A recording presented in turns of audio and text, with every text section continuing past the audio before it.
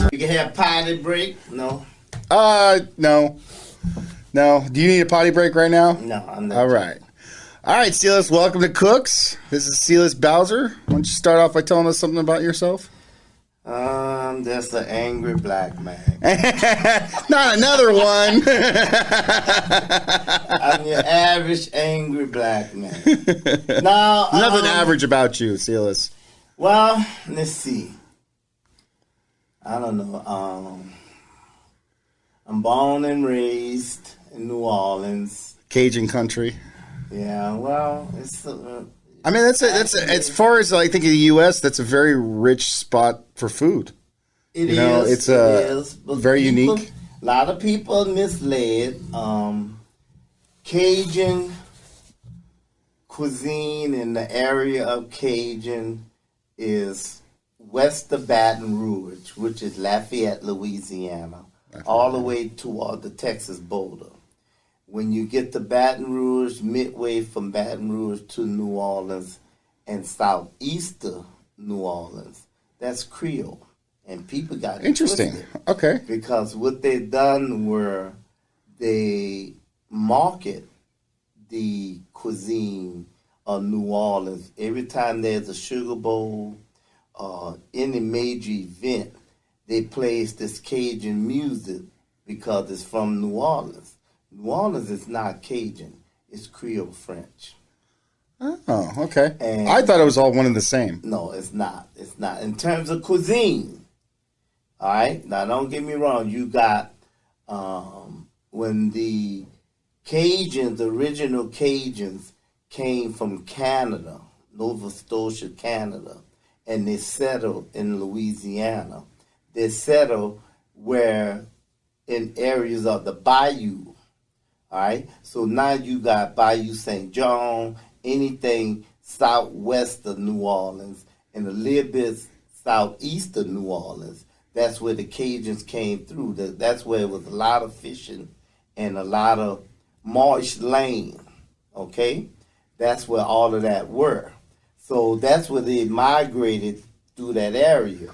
Now, when they came further inland, they went as far as Baton Rouge, west of Baton Rouge to Lafayette, which is the same. If you ever been down there, it's the same geographic as they had up north in Nova Scotia, right? Mm-hmm. So you got a lot of marshland the between Lafayette and Baton Rouge. Everything is across the water, so it's that way of lifestyle of living, which is all of the fishing and et cetera, and the hunting and the gators and all of that. It was the same thing. Right? But society and the public, anytime there's a major event like Bayou Class, the Super Bowl, they play this Cajun music, so the rest of the country attaches New Orleans and the cuisine of New Orleans to Cajun. It's not.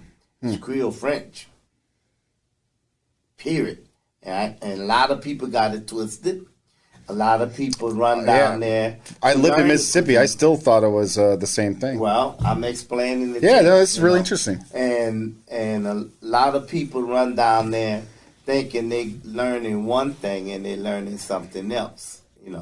Now it was the French, the Spanish, and the slaves, right?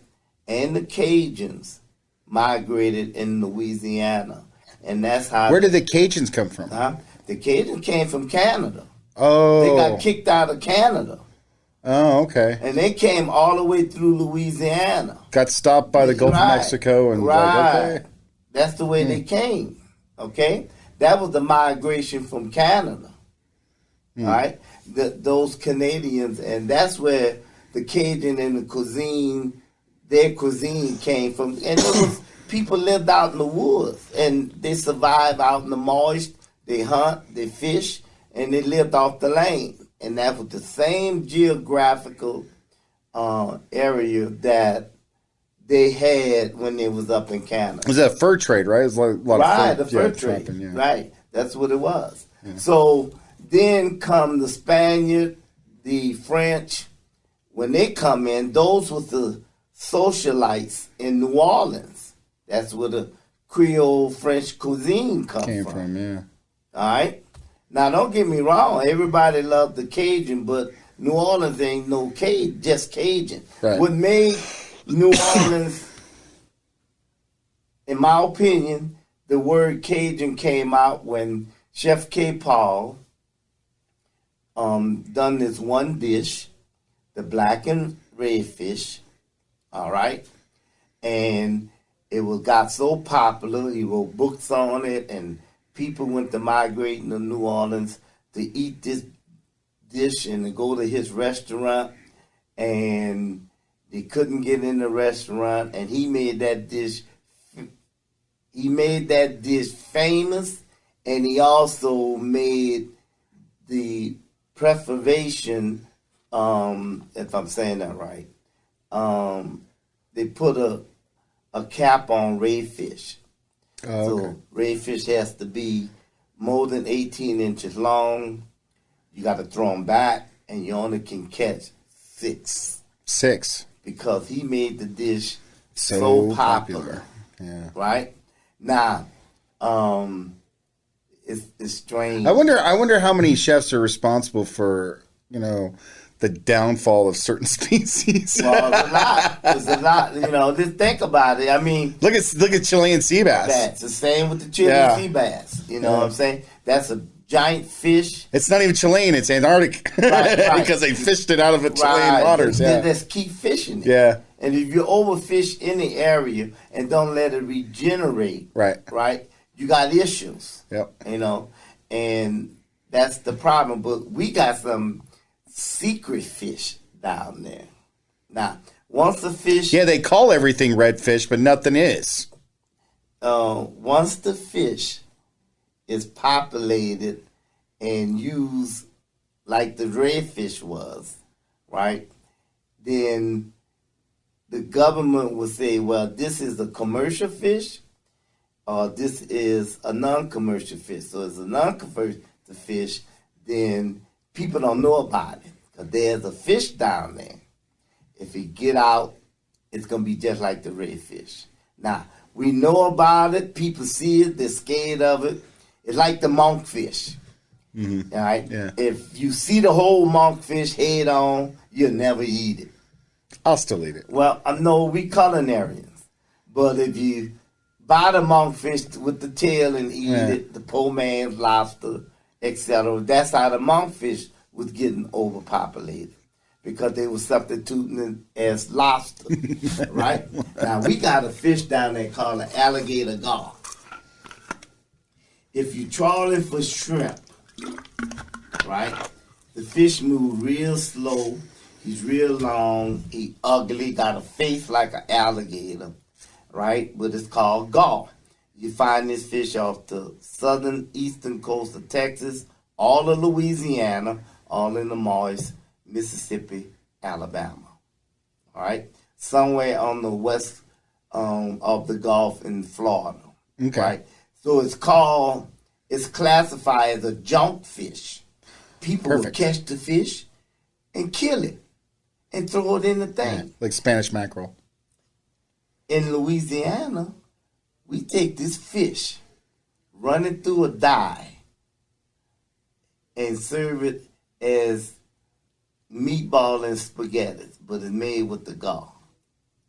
And if that dish get out, and this is what my grandmother used to do, if that dish get out, they're gonna commercialize that. So they fish. grind it up? Yeah, man. Oh no shit! And it cooks like hamburger? It cooks like veal. Wow. It cooks like What's veal. it called? It's called alligator gar.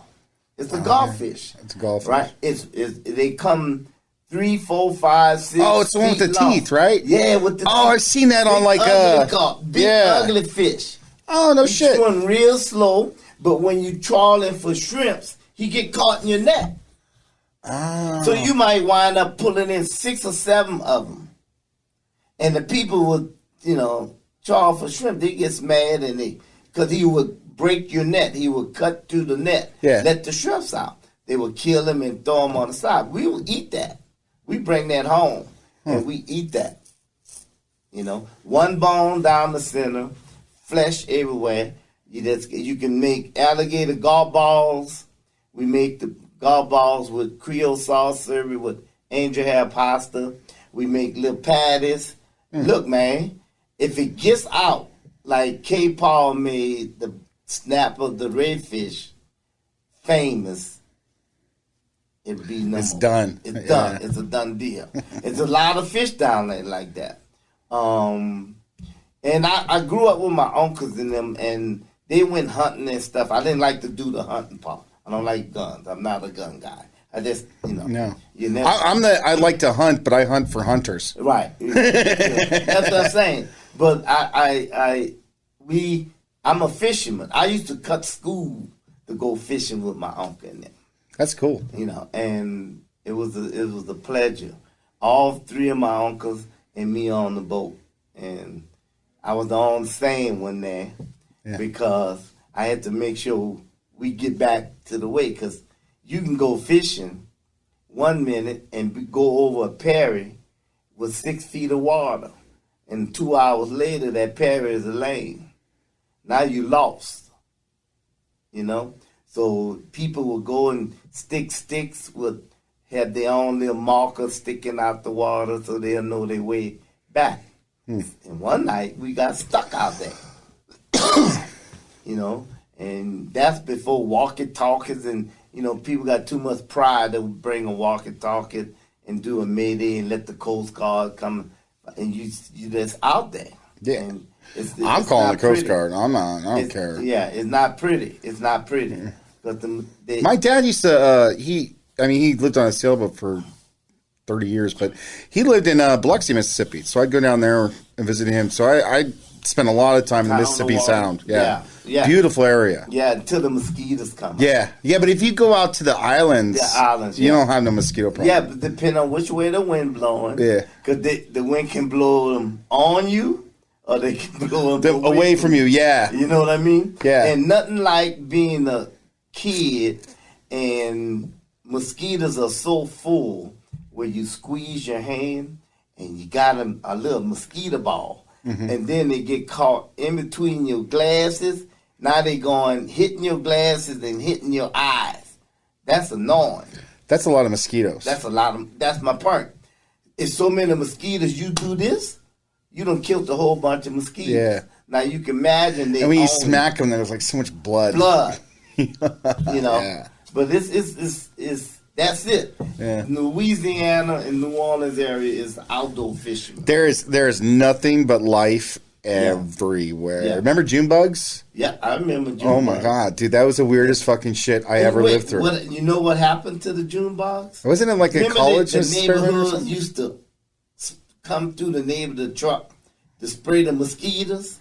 They killed the June bugs. Oh, did they? You remember the truck they used to tell you, step inside. Yeah. And it was a white truck. Used to come, yeah. And it had this big mist. And this mist, yeah. And it spraying for mosquitoes because it was so popular. They didn't want to get the malaria and all of that shit. And they was killing everything else. You know what I mean? The butterflies, everything was I know. That's the problem. Is they the next morning you got all kind of crap on the post. Yeah, which screws up the entire ecosystem. You start doing that shit. Yeah. Right.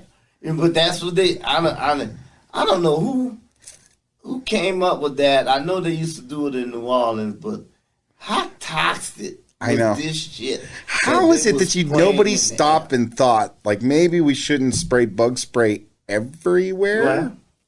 Who came up with spraying it out of the truck? And the truck looked like the tankers. It was like a little miniature tanker. Yeah. Yeah. And they just spraying.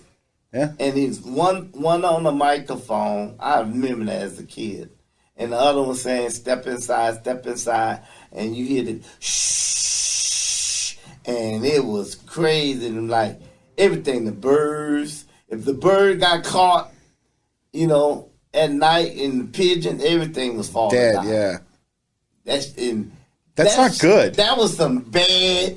When you think of it, I don't know It's stuff Somebody like should that. say something. It's stuff like about that creates libertarians, okay? Because that's why we don't want government. Well, I understand, you know what I mean? But let me tell you something. Shit like that is like, wait, But why Eric, we don't if want you government? You say you went to Mississippi with your father, but if you were living when I was young, at that time, you couldn't go outside. When it got dusk, and the mosquitoes came out, you looked like they were so big you could look them in the eye. You was glad somebody was trying to get rid of the mosquitoes. It was bad. It rained, a puddle of water in front of your door, mosquitoes come and hatch eggs. A tie, anything, a box. If the water, as soon as you get a puddle of water, but you can't like here. They would actually go through like after a rain and throw some solution in any puddle of water. Right, but that's what they developed that after. Oh, it was after. Okay. Then you only had the spray truck. The mosquitoes were king of the South. You got some places in the South, the mosquitoes, they stay bird. They what? The state bird is the mosquito. Oh, yeah, I believe it. Huh? Man, this is why I love living here. You can leave a bag of potato chips on the table.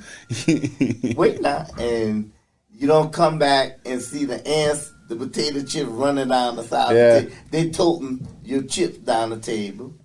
You know, nothing crawling in your bag of chips. Yeah. That's the best thing here about you can actually get rid of your pests in your home. There you have to make alliances with certain pests. Yeah, nah. You got to live with certain ones, and then you can get rid of other ones. But everything, it's not going to happen. Eric, when I first got here, I was like, damn, these people don't have a screen door. Try living down south without a screen door. That's funny. You want to hear what else is weird that like I didn't realize until I moved to Miami the first time?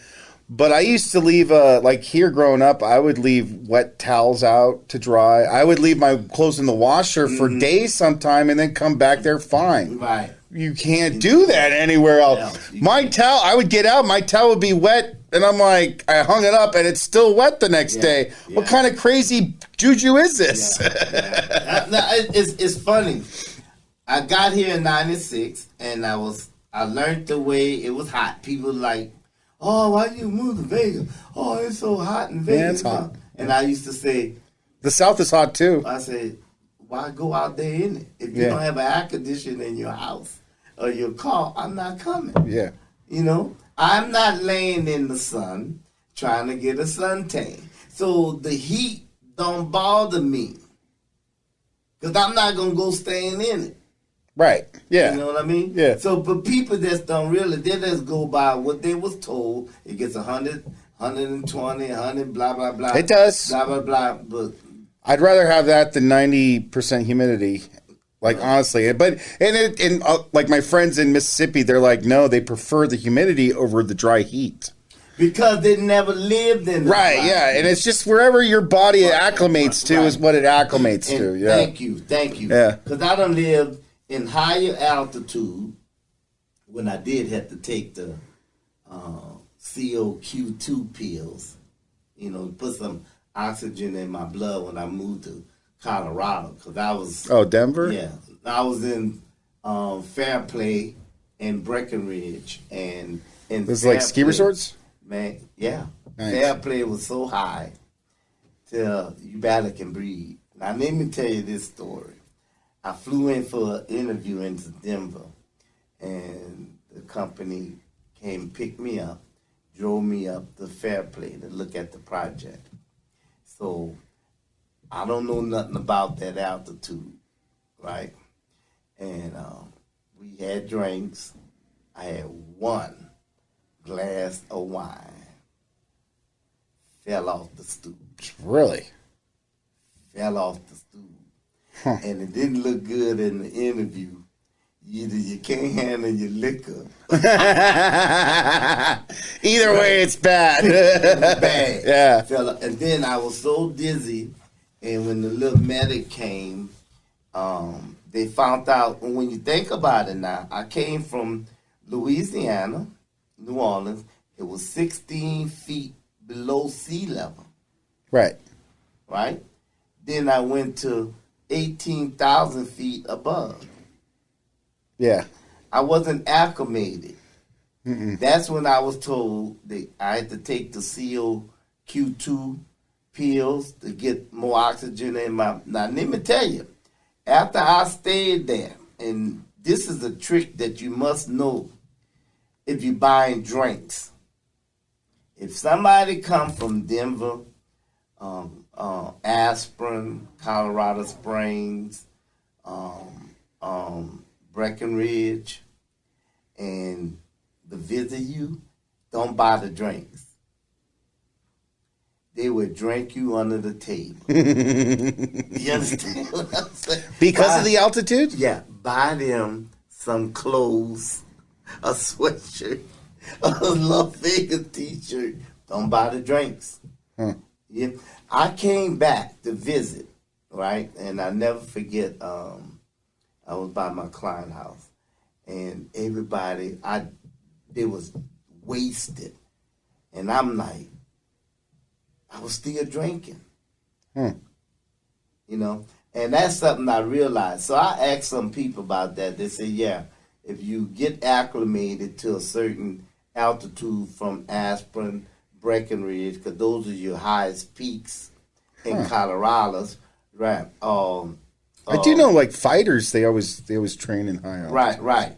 But when they drink, they can put it down. And if you bind, you're gonna lose. You're gonna lose. That's funny. Lose. I didn't know that. Yeah. But I learned it from the other way backwards. Yeah. Because by New Orleans is 16 feet under sea level. Then you go to 18,000 feet above. And how the hell? Why the hell would New Orleans build their town underwater? You know what? It's crazy, but I think the Netherlands has the same issue because they're surrounded by the ocean, and that dam in the Netherlands, they got the dam that blocking the ocean over there. Oh, really? Yeah. So it's just the way New Orleans is. I guess at one point, I can't say that because it never was level. It never was created. That's just the way God created that state. I do know that they brag, like I've been to New Orleans a few times, and they brag about their how corrupt their politicians are. Oh yeah, wow. And I mean, but they're bragging about, oh no, we have the most corrupt politicians in the U.S. And I'm like, that even started from the governor. Yeah. We the state that we. What? How he got busted with embezzling. So what does Louisiana do? We re-elect him. It's by making deal. Think about it. You can go all the way back to Louisiana Purchase. The guy who tried to sell the Louisiana Purchase to the British, right? They've been scamming and wheeling and dealing ever since. But that last governor, he got it when I was in college. He was a good governor, Governor Edwards. I don't want to say his name. Why not? He went into business. He's a public figure. We can talk about him all we want. He went into business with the Burlow that used to own the 49ers. Remember? The son. Okay. I don't really know. Yeah. This was the 80, 81, 82. He was in business with the Burlow who owned the 49ers. And they done a land deal and built this structure next to the Superdome. And it was one hotel next to the Superdome, the Hyatt Regency. I don't know if it's still named that now. But it was the Burlow building next to that. Right? It was a beautiful building.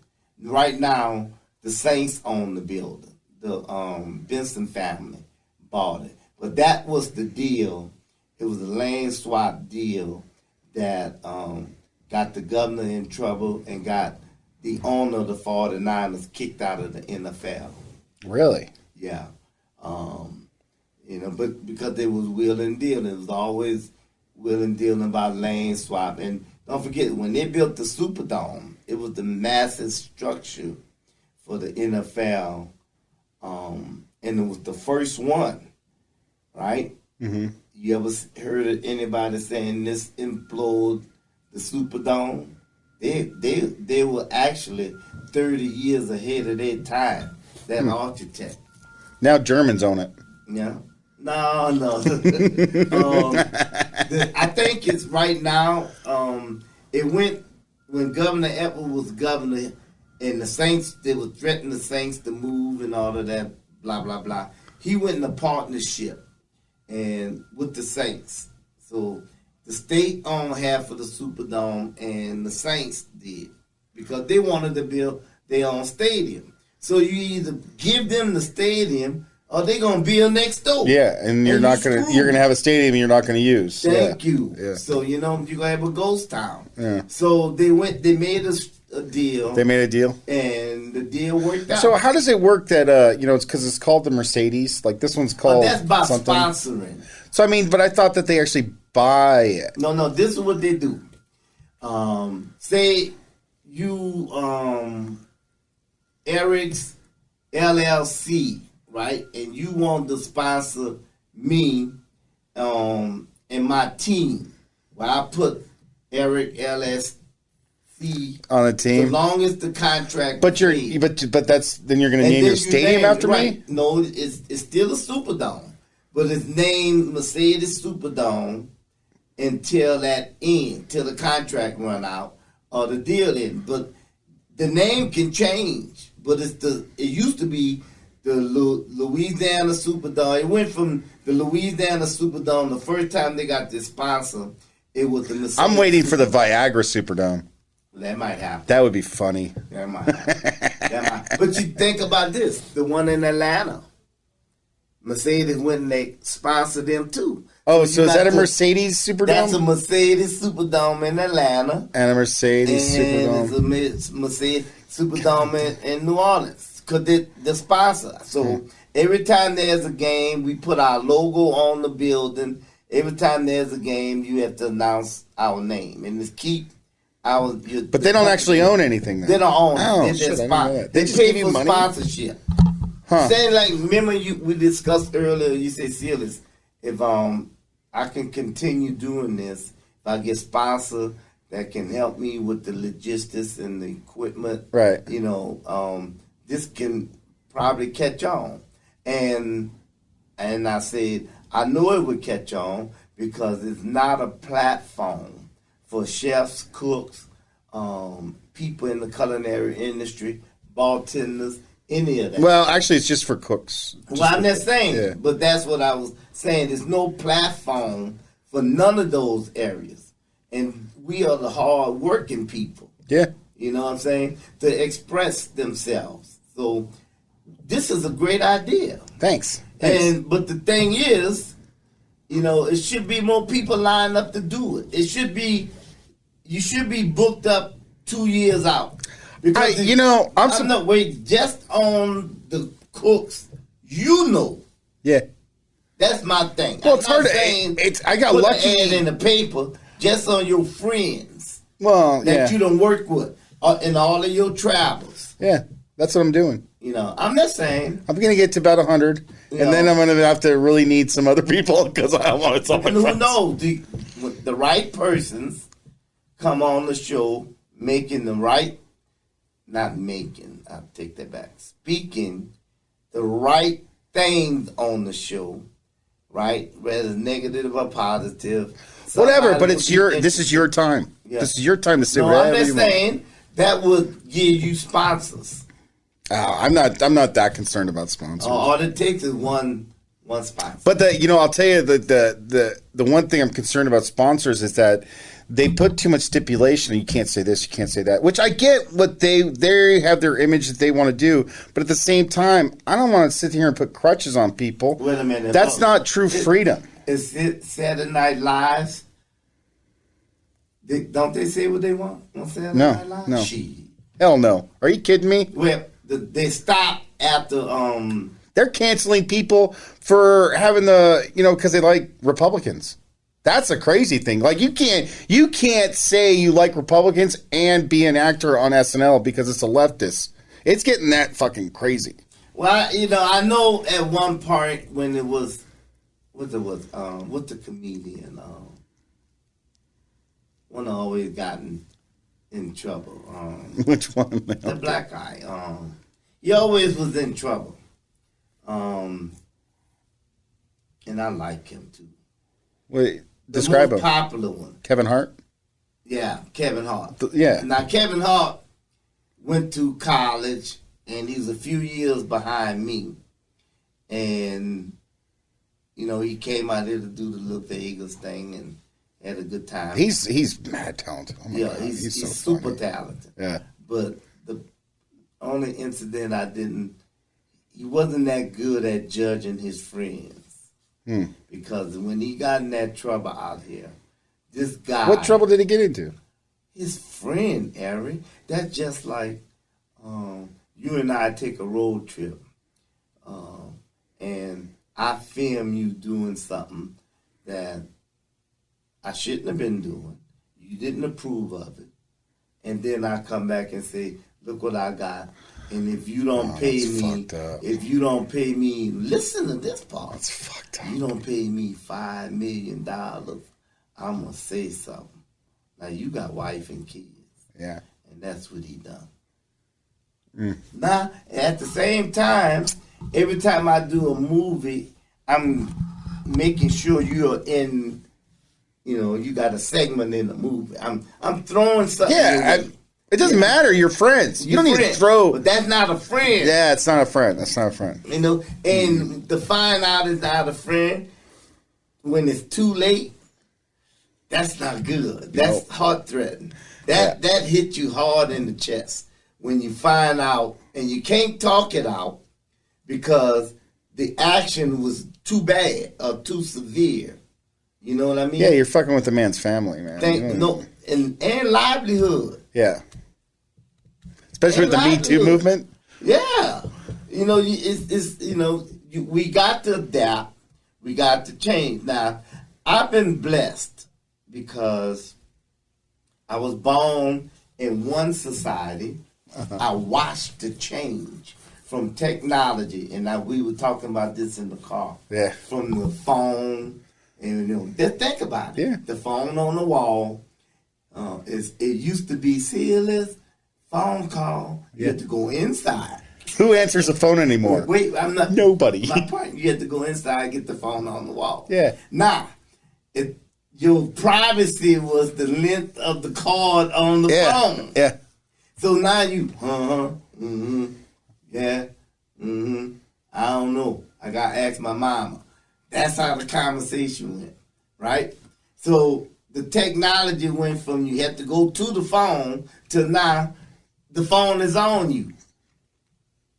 So I'm saying that to say from that point and the evolution of society, which used to happen, with the things you used to see, how this society has changed. I've been blessed because I was born in 59 and I saw the crossover. Yeah.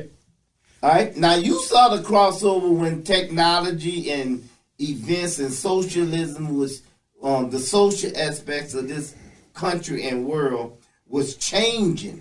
But you was a kid, but you still remember. Yeah. I was 5 when we got our first Commodore. Hey man, I can tell you that was 1980. Some horror stories from the South. Wasn't pretty, and I mean, sitting on my steps when you like what? What'd you see? Look, man, my grandpa said, "Come here, boy. We standing on my porch. Parade going right down our street." Mardi Gras? No. Ku Klux Klan. Shut up. Would police, listen to me, would police escort? And my grandpa, I never forget, I was 8 years old, my grandpa, see that's hate. That's the definition of hate. So I don't ever want to hear you say you hate somebody in the house because you mad and you throwing a temper tantrum. This is the definition of hate. Yeah. Now, they get a parade permit. They had 6 or 8 motorbike policemen escorting them.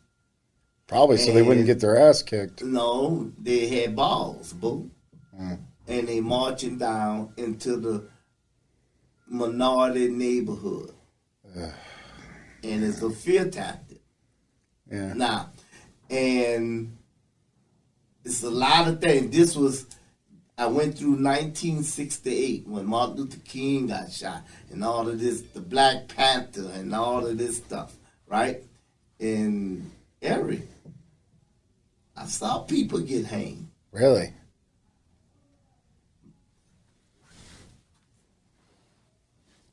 You gotta say it in the microphone. Gotta say it in the microphone. This ain't a personal conversation. We're talking. We're talking to people. I saw things that when I moved out here, people wouldn't believe. And then I used to hear little snippets that Las Vegas is the Mississippi of the West, right?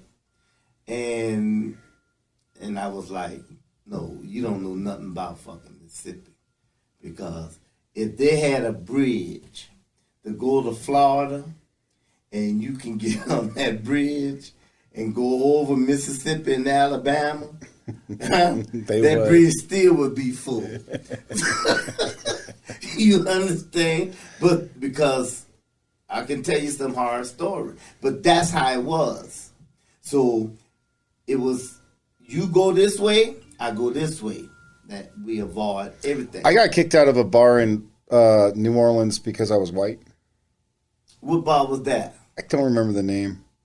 We were driving with Charlie when we first moved to Miami, and we stopped in, and he knew some guy that was one of his cooks, that was a chef at a restaurant. So we went and ate at his restaurant. It's a great meal. Met my dad, and then we he was telling us about a bar, so we went over to this bar, and I walked in, and literally everybody's eyes were on us. And I was just first I thought I saw some ladies looking at me. I was like, yeah. And then I saw the look on his boyfriend's face, and I'm like, what the fuck's going on? I like to know where that bar was. I couldn't tell you. I couldn't even take you there now. Well, what year was that? It's 99.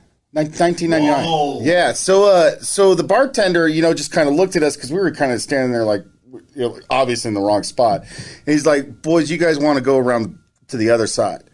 And so we walked out, we went around, and then there was the white bar, I guess. Yeah.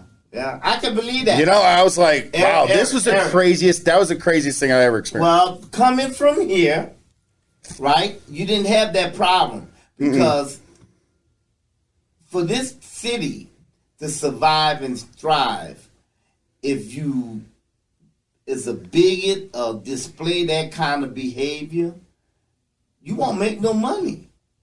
True. You won't. And I wasn't raised that way. Well, my parents didn't raise me to I wasn't raised that way, but I was raised where to come home, you avoid things. Meaning, look, if you see that that's a bad situation, go around. Yeah. It was some parks we couldn't play in. And it was the nice parks. We can ride our bike to the parks and look from the street. But you weren't allowed in the parks, huh? We weren't allowed in the parks. When was this? Understood that. This was the 60s? Yeah, 68, 69. When did that all change? Down there, it changed. It was after Martin Luther King died. I got to tell you this one story. I was raised in a mixed neighborhood. They had white family. We called them Batman. The white family. Went to school with them. Right, stayed across the street, 3 houses to our right, and then the 6th house to our right. And we played together, played football out in the street. And we had a park around the corner, but my parents wanted us to play there, so now they can keep an eye on them. Right. And I didn't know this till I got older, that one of the parents would be sitting on the steps to watch all of the kids.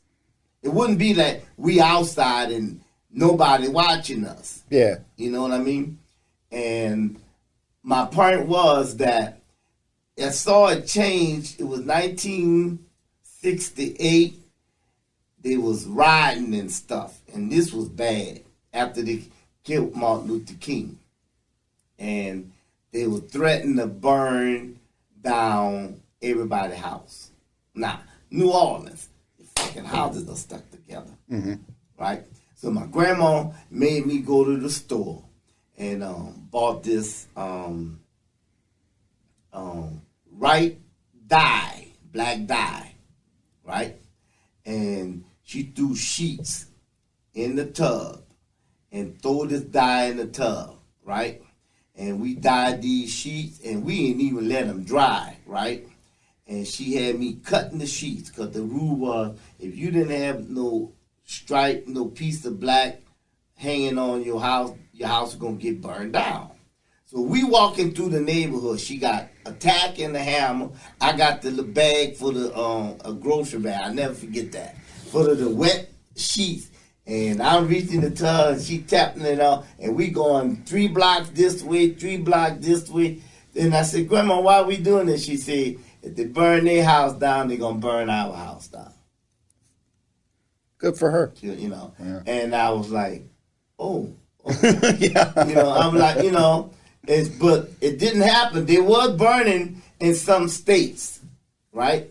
But in New Orleans, it got real bad because that's where David Duke and all them other fools, they were from, across the lake. Yeah, Louisiana. Yeah. You know, and they didn't do that in Covington because none of us was going over there to Covington in their neighborhood. They would come across the lake, 24 miles, Lake Pontchartrain, to the inner city and do their shit. You know what I mean? Then they announced it, so you had the media there. Now, I got to tell you one thing about this one judge. They had a parade, right? And they got their hoods on. This is the shit I witnessed. We standing at the corner, me and my grandpa.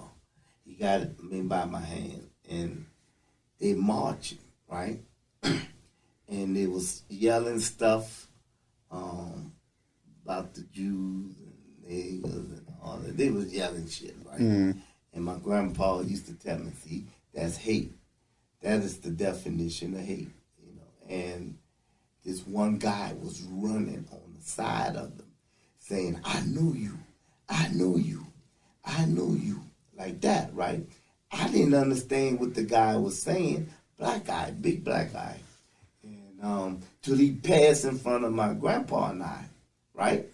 So, and I'm going, they're going to beat the living crap out of this guy, right? So when they got right past us, one of the Klansmen took his hood off and said, effing, yeah, y'all know you. He was the judge that sentenced the guy to jail. But when he pulled the hood off, the Time Picayune took his picture. Good. And his name was Judge Perez. Good. You know? And when that hit the thing, they stopped parading. Now, it got so bad they used to have the hood, and you might not remember this, but you can go research it. They used to have the hood in the little eye thing, right? So they were getting to skirmish with the crowds and stuff. And that hood was shit. And it would be a bad situation. Right, yeah. Then they changed it where they didn't cover the face. Remember how they came with the I think so, yeah. Yeah, they went from the little hat to the cone heads. Right, to just the open face. Well, that's when they got real bold. And they had the right, long as you get a permit, to parade. Now, they came from the mayors and, you know, whoever issued the permits, and it went through the permit committee, and then you pay for the escort of the police, and which was good because you think the police is there to stop any kind of confrontation. The police was part. I'm just saying, but I witnessed this. So when people would tell me about hate and this and that, half of them ain't never experienced it in real life. Doesn't it seem you know like? What I mean, yeah. Not saying it go on everywhere. So I kept telling myself, when I get old enough, I'm leaving this place and I'm not coming back. Then the next thing was when God takes my grandma away, I'm leaving this town and I'm not coming back. You know, there's other life outside of Interstate 10. And that's what I convinced myself. So when I went to culinary school and got out of culinary school, I said, well, I got opportunities. I got not only my education, I got a skill set that I can present and use that skill set to make sure I don't have to come back here. Yeah. That was the way I thought. You know what I mean? That was, because I was raised, everything was about family, the neighborhood, the community, right? But it wasn't as good as people thought it was. You know what I mean? Yeah. But when I was raised, Eric, you know the Johnsons live over there. You know the Sanders live over there. That was, 5 blocks this way, 2 blocks that way. That was the family because you didn't move that far from mama and dad. You know what I mean? You didn't do that. But it's not like that no more. They done took, that city is all newcomers from all over the world and no family name no more. You had families that was in bed in that city where they changed the name of the street to the last name of the family. One of them was that judge I was telling you about, Judge Perez Drive down in Chalmette.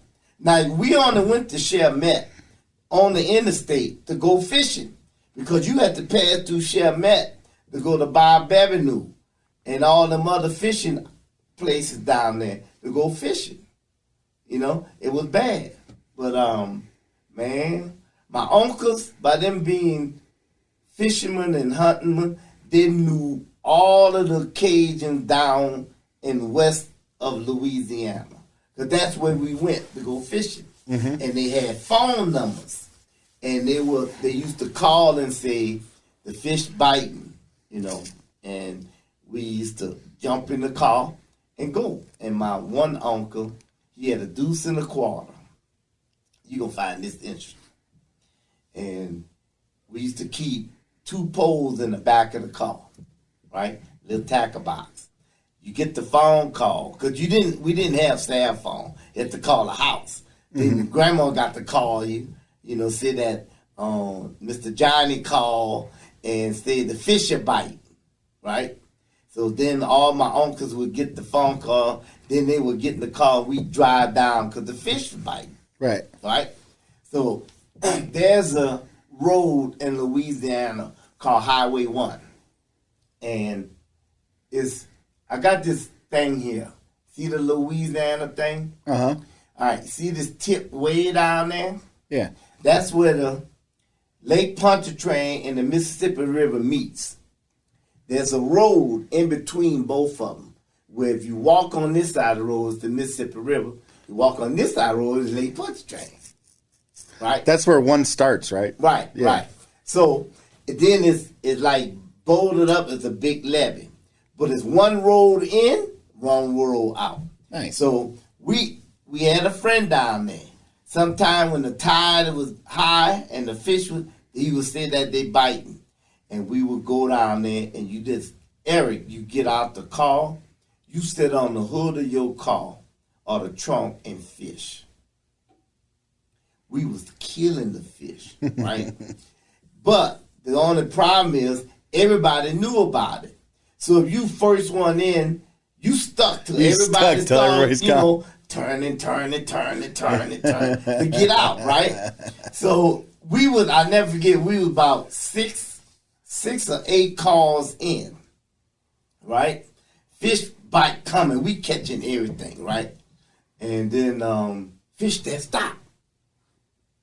And so the people behind it was like, Nothing down here. Y'all got anything? Because you walk up and down, and you say, man, they hitting over here, they hitting over here. So everybody come on, it'd be like 10 people, right? Yeah. And they, we killing them. Yeah. So everything went away. This one guy behind us brought his dog. It was a lab. The dog was cool. He was in the back of the truck.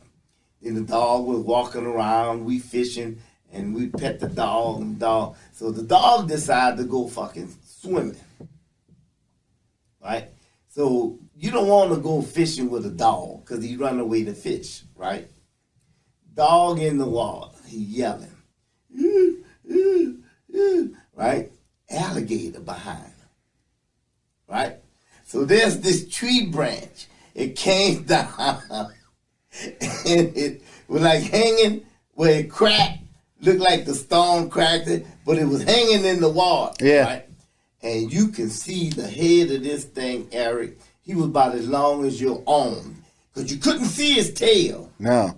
That's a big alligator. You can see his head, right? And he was coming. And that dog would, look, we was cheering for the dog. Yeah. And the dog was smart because the dog headed to the tree branch. Right. He didn't try to come back ashore.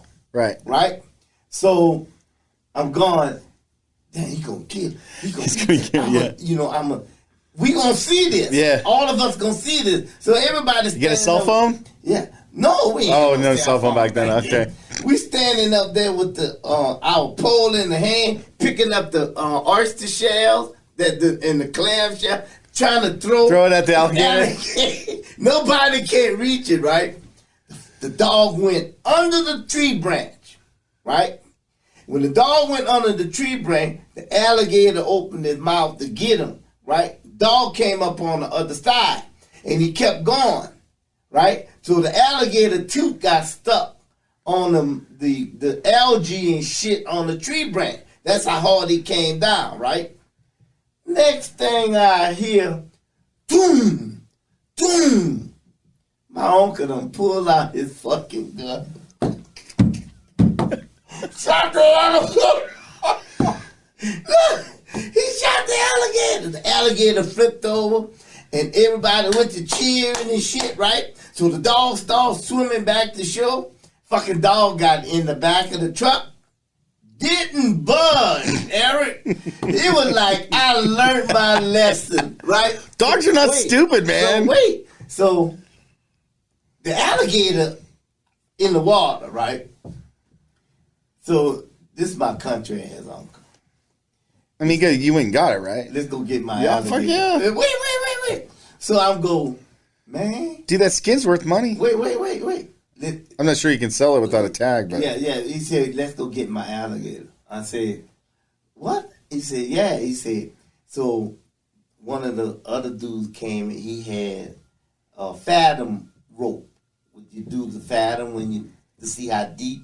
Oh, okay. A fathom. Okay. Yeah, we do the fathom rope to see how deep you need to put the weight on your bait to see where the fish is biting. Oh, okay. Yeah. Little bobber stuff. Right. Yeah. So he put a hook on it. So he do it till he lifts the alligator and he pulled it in. All right. Now the alligator getting close now. Right. So I'm going, what the fuck my uncle gonna do? Right. So now we get him on the shell in the low water, right? My uncle walking out there. Said, man, you got to make sure that thing dead, right? Like that, right? So my uncle shoots him again, right? And come get this gun. All right, I took the gun. So my uncle went up, and you could hear this thing going. The alligator? Yeah, it was grunting. I said, man, that thing not dead, right? So he pulling the alligator onto the shell of the oyster shell, right? Into shore. So I'm thinking, all right, maybe he gonna take the tail and leave the alligator, blah, blah, blah, right? No, he's taking the whole thing. He wants the teeth too. The whole motherfucking thing. Eric, this was the thing, right? We caught the fish. Fish came back. Because the people way behind us was yelling, "They biting, they biting." So the fish got out of there when the alligator came. So they start fishing. So now you can't leave till the people decide they got enough and everybody got to back out. You stop. You can't tell them to move? No. No, they won't. One road, Eric. One dirt road in. With brackish water that way, because salt water and fresh water is meeting. Right. Salt water over here and fresh water over here. That's a gold mine, man. So we sitting there. So now my uncle go, "Come on, boy, help me put this thing in the trunk." Right? We had a deuce and a quarter. So we go to pick up the alligator. It was heavy, so the other guys came and helped. Everybody grabbed the leg, right? I grabbed about midway through the tail. We got the alligator in the trunk, right? About half of the tail was hanging out. That's how big he was. That's a big alligator. Wait now. So now I'm going, man, we got to drive in the town with this alligator hanging out the truck. So? Wait now, my uncle got errands to run. So he ties the rope to shut the trunk on the alligator. Okay. So now we get in the top, we pass by my high school. Wasn't cool, right? And then we stop at the light. You know, you doing this here, you know. Seles, that you? What's that in your trunk? You know what I mean? And so you riding through the neighborhood. You stop it, and everywhere you go, he going to the grocery store. He just goes runs his errands. You know, he got running his errands. You know, so we get home. So now we got to get the alligator out. So my other uncle, he comes over, and then help us get the alligator out the trunk. And they break the alligator down. My uncle took the skin, and man, we had alligator tail meat for a long time. Yeah, I bet. But my family usually, when they go fishing, I have 4 uncles. They put in, they buy a boat, they buy all their gear, they buy shrimp nets, they buy all that. And they go out and they trawl for shrimp, they fish, and they split it among the family. Nice. And then whatever your portion is, you can give to your neighbors wherever they live. And that's nice. how we done. Yeah, that's nice. And that's how people in Louisiana done. That wasn't no great idea of my family. That's how it was. That's communities helping each other. You went fishing, you cleaned the fish, and then you gave it to the neighbors. You see what I'm saying? Yeah. And that's how we done things down there. But or you have a big fish fry and invite the neighbors. Oh, yeah. Well, you know, but we do fish fry. I can tell you, look, I got 2 alligator stories. After culinary school, I was working at the Windsor Court with Kevin. And then this ad came in the paper, part-time job. It was a country club. That's my first time working at the country club. And I didn't like it, but I wanted the experience to work at the country club. Now, this is Old Metairie Country Club, one of the oldest country clubs in the country. This is the same one didn't want OJ to play golf that weekend of the Super Bowl. All right? What? Yeah. All right. What happened where OJ was doing an announcement for the network, like ABC, CBS. This is before he committed murder? Yeah, this is for all that shit. He was an announcer. You know, like the when everybody loved him. Right. Yeah, he was a naked gun. Wait. He was a lovable guy up until it was time to play golf at this country club. And it was, OJ was on the team with the CBS executives. And they had an event at this country club, but he couldn't play. Because he was black? Shut the fuck up. Nah, wait a minute. Damn. You know, they were still fucking when Tiger was. There was country clubs that wouldn't let black people in. That's insane. Eric. So I worked at that country club. Oh, you did? That's the one I'm trying to tell you. So you can work in the kitchen.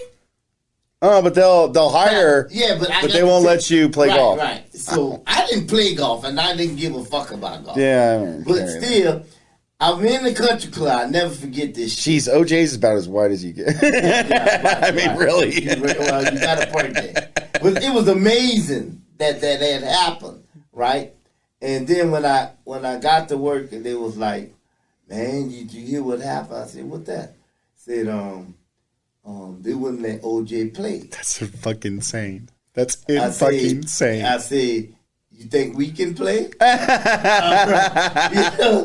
go mow the lawn. Like fuck. Right? So here we go. They had these doctors there, right? I'll never forget this. The doctors came up. That must be me. The doctors came up, and an alligator went across the green. Right? Now I'm in the kitchen, right? And that green was like behind the clubhouse, right? I don't know, because I don't know too much. All I know, it was an alligator came on the green. I remember, because it came on the news, right? It messed up the green with the claws when they walked across, right? Because it must have done something. So the doctor shot the alligator. We heard gunshots. So I ran in the walk-in. Okay.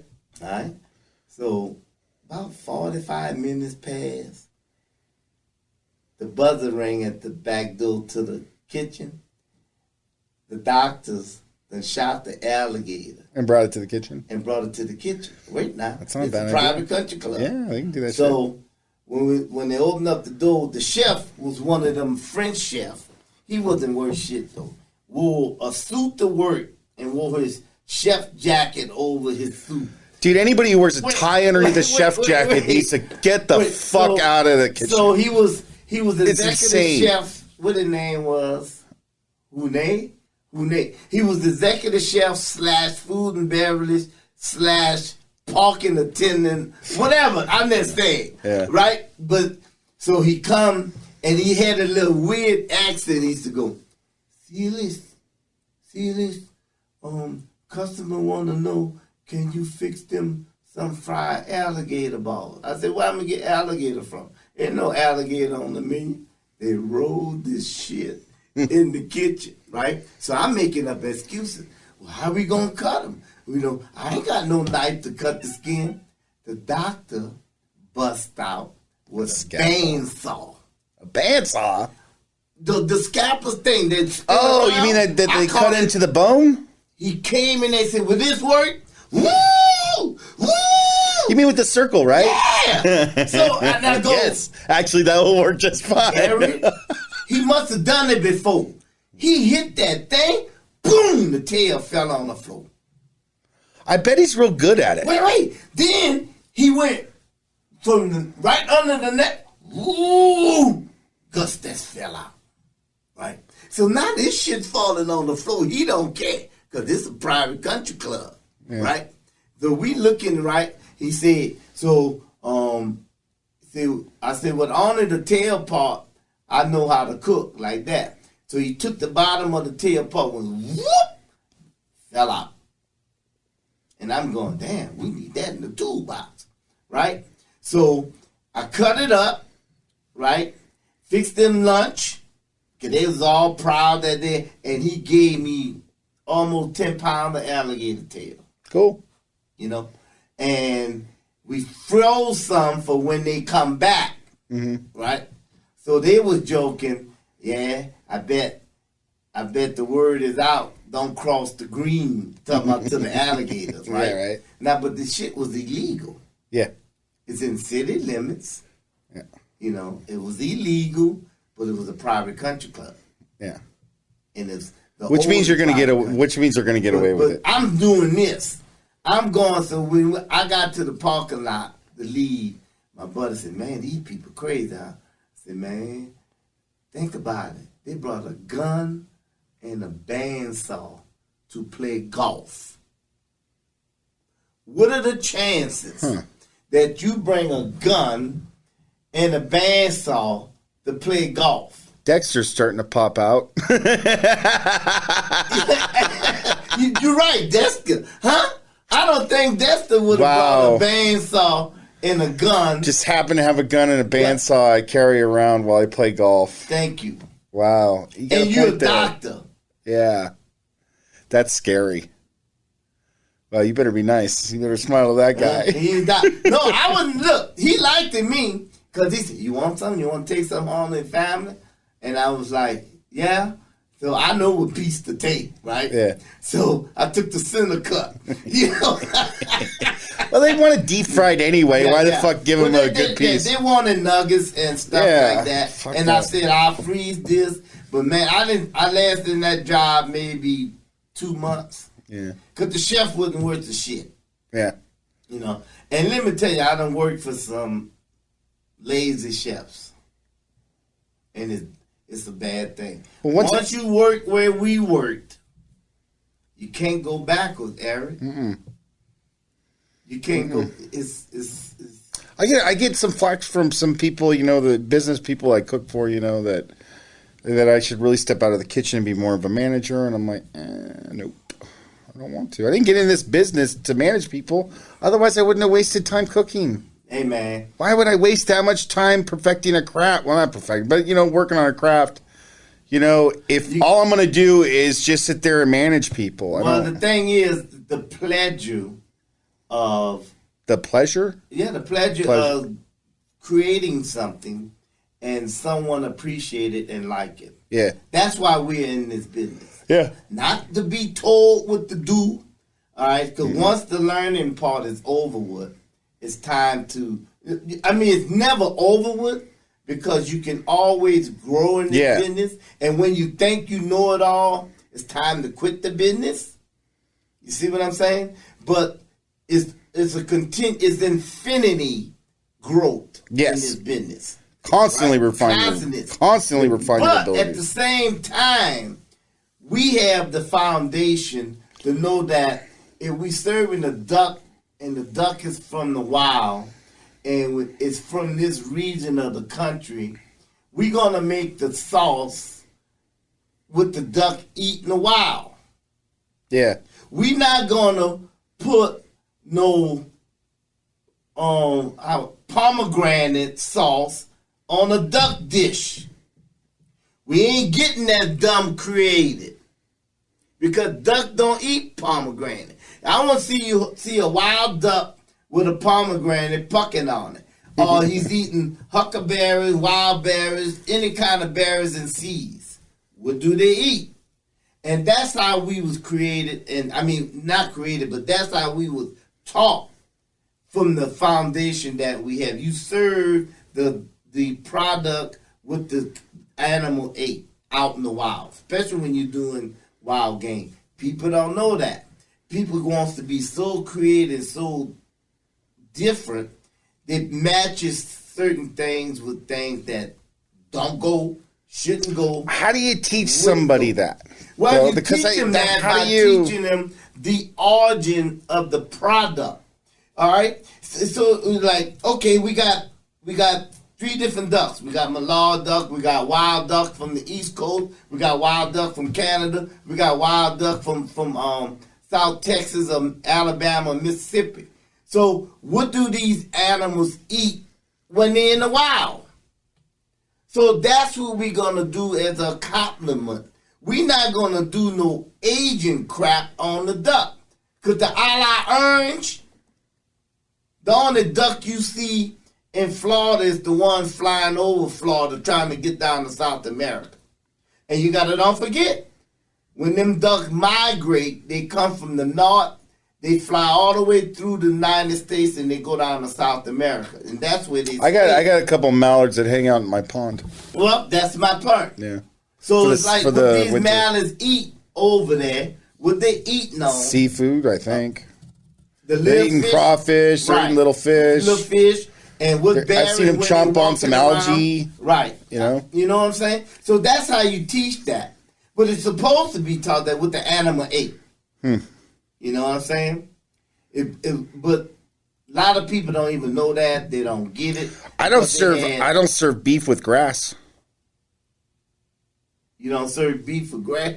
You're right. That's my part. That's my part. That's my part. That's my. I had to think about that. For a second. That's my part. That's my part. And the same. Look, when I was in Colorado, driving from Breckenridge to Colorado Springs, I'll never forget this. Right, the traffic got stopped. It was a straight shoot. Right. Mm-hmm. Herd of buffalo. Decide. They gonna cross. Buffalo's awesome. I love buffalo. Wait. I love buffalo. Yeah, you love it till one of them trying to lick your window. Herd of buffalo. Gets on the highway, right? Some crossing, right? Some get so tired they want to lay down. On the highway? On the look, it's a 2-lane road, right? So the people behind you, bah, bah, bah, bah, bah, bah, bah, bah. You know, I'm like, go the fuck around. The buffalo, you seen their eyes. They walking in front of your car. Then they will curve around the car, looking at you through the window. What you gonna do, Eric? You can't do nothing. So you gotta wait till your turn across the road. Now, if one lay down, what you gonna do? You gonna bump and piss him off and make him or shoot it and flip your car? Yeah, I don't know. I ain't gonna play chicken with the buffalo. You got to sit there and hope he don't see you. But that's the kind of predicament I've been in, right? And then waiting on the buffalo to go across. Now I'll never forget this, right? And then buffalo went. And they got on this side of the road. I eased out, right? And I can feel like one of my tires went like, shh. You know, spun, yeah. It was a bunch of buffalo shit. Well, they just shit all over every mother. So it got all under my tire and my, you know. So I'm driving, no air condition, got the, the vent on. What the I thought the buffalo done clammed in the car. Damn, that's funny. Now you got to drive 2 hours like that. It's like being stuck behind a cattle truck. Yeah. You ever got behind a cattle That's truck? when you speed up and get around. You can't. Not on them. Yeah. You only get stuck behind a cattle truck when you're on 2-lane road. Yeah. And you can't pass. I always speed up. I'm like, oh, fuck that shit. When cattle trucks should have flashing lights to let everybody else know that this is a cattle truck. Well, it's got the holes. It's either going to be cattle or pigs. But some people don't have a clue. Well. Because if the car in front of you can speed up, you can speed up. Yeah. Right? So it should say livestock and with the flashing lights so you can get the hell from behind it. Yeah. Man, I'm driving from Santa Fe to Albuquerque to get a haircut. All right, we hit black ice on Interstate 40, right? Truck, 18-wheeler. Hit it, he gonna go fast, right? Figuring his truck can break up the black ice. Dog didn't balk. He flipped, right? Guess what it was? What? Onions. Eric. Cars was coming behind them, trucks hitting, smashing the onion. So when the highway patrol finally came, the cars went to sliding because not only they had the black ice, they had the crushed onion. Onion was all in the medium. You hear me, Eric? So I'm stuck behind that, waiting on the highway patrol to call to clean up people. Onion burning the shit out your eyes. Oh, wow. I was doing this. I get in the trunk. I found the towel. I was in there. I poured water on the thing, and you couldn't do nothing because the traffic was stopped. Dead stop. And onion was everywhere. And I mean, it was burning. Look, man, that is a weapon if you bring that to Afghanistan or to war. You can't shoot with onion burning. Actually, my first podcast was a guy. He was a cook in Iraqi Freedom 1 and 3. Oh, really? Yeah, he told me. He says if you get you've seen the MREs, right? Mm-hmm. If you get a Tabasco and you pour it on that heat pad, it makes a tear gas. He says if you take that heat pad and throw it in a water bottle, it's a bomb. Isn't that amazing? Yeah. Don't talk about that. Already. Oh, it's on. I think I mentioned it in like 3 podcasts. You tried it yet? No, because I don't have any MREs, and they're expensive as fuck. I remember one a buddy of mine I lived with. His dad bought him like 3 boxes, and that's the only reason why. But I mean, God, dude, they're like $100 a box. Why would for a his big dad box. buy him that though? He had them because just to have them. People store them in their garage in case we run out of food. It's just it's as shitty as that stuff is. It's designed to sit around for 100 years and still be okay to eat. Look, man, they gave us some when I went. Oh, it's terrible. It's terrible. Look, I was like, first when you open the bag up and you got to get through the first look. Because it's bad. Like, the biscuit. Remember the biscuit? Yeah. You're supposed to, like, he was telling me that, like, because I ate it and he was saying that you're supposed to. If you get one, you're gonna eat one. That's the. Yeah, you're gonna try it. Come on, man. Yeah, gotta try it. But he says you're supposed to eat that biscuit and then drink a liter of water so it expands in your stomach because it's dehydrated. I'm like, man, that's fucking disgusting. Yeah. He says, yeah, but it fills you up, and I'm like, all right. Fills you up. For survival, okay, I see it. But yeah. I don't know. I don't know either. Like, we tried them all. Like, because the box had variety. Give me a boning knife. I'll survive. Yeah. Exactly. Right? Yeah. Give me a boning knife and a book of matches. I'll be okay. Yeah. Huh? Yeah, basically. I mean, what else do you need? Yeah, but I don't know. I tried that. Because when we went over there, they had that shit. Yeah. They used to, like, when you go through the mess hall, the DFAC, they had them stacked up on the side. They're talking about midnight snack. Ain't no midnight snack. That was nasty. Man, that shit. I don't know where it came from. I don't know how. It wasn't no modern stuff because I remember reading the black writing on it. Half of it was faded and it didn't have no year. Like, you know how you put the year. It was packaged. Yeah. all it had. I wonder who actually makes that stuff. Long time ago. Yeah, long time ago. Way before dinosaur, huh? Long time ago. How you doing on time? You all right? No, I'm fine. I was just wondering who that was. Oh, somebody calling? Yeah, it's a customer. I'll call him back and get a reservation. No big deal for Friday. Don't forget now. So, hey, why don't you tell me about that emu story again? Oh, that emu story. Emu story, yeah. I can't remember what you told me exactly. Well, I was working for this in New Orleans on St. Charles Street. This place called Jason's. It was a chef from Outback. He was from Australia. And he was doing Australian concept. It was good. I wanted to learn. Everybody was saying he had a lot of bush berries, and 2 of his main meats was kangaroo and emu. And emu was popular on the menu, and he was doing a good job with the emu. And I'll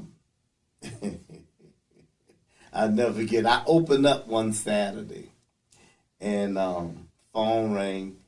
And the man said, Chef Jason, hey, mate, is Chef Jason here, mate?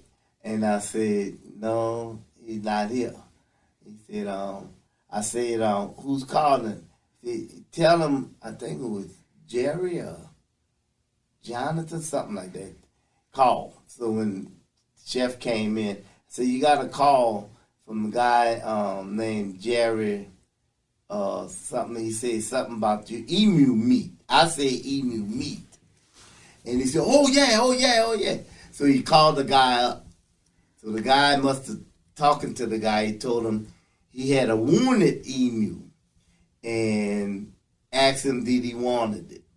So I will never forget this because he was on the phone and he said, Seles, you ever broke down an emu? And I said, no. He said, you like to help me break down the emu? I said, yeah, because I'll never get that chance again. Yeah, no, why not? You know? So I'm thinking the emu gonna come in, cry back, gutted, door ring in the back, and we had this long, skinny hallway. We had a lot of dry goods, cups and stuff that we had stored in this hallway. So I opened up the door, and the man said, I'm looking for Chef Jason. I said, he in the kitchen. I said, let me go get him. He said, you here? I said, yeah.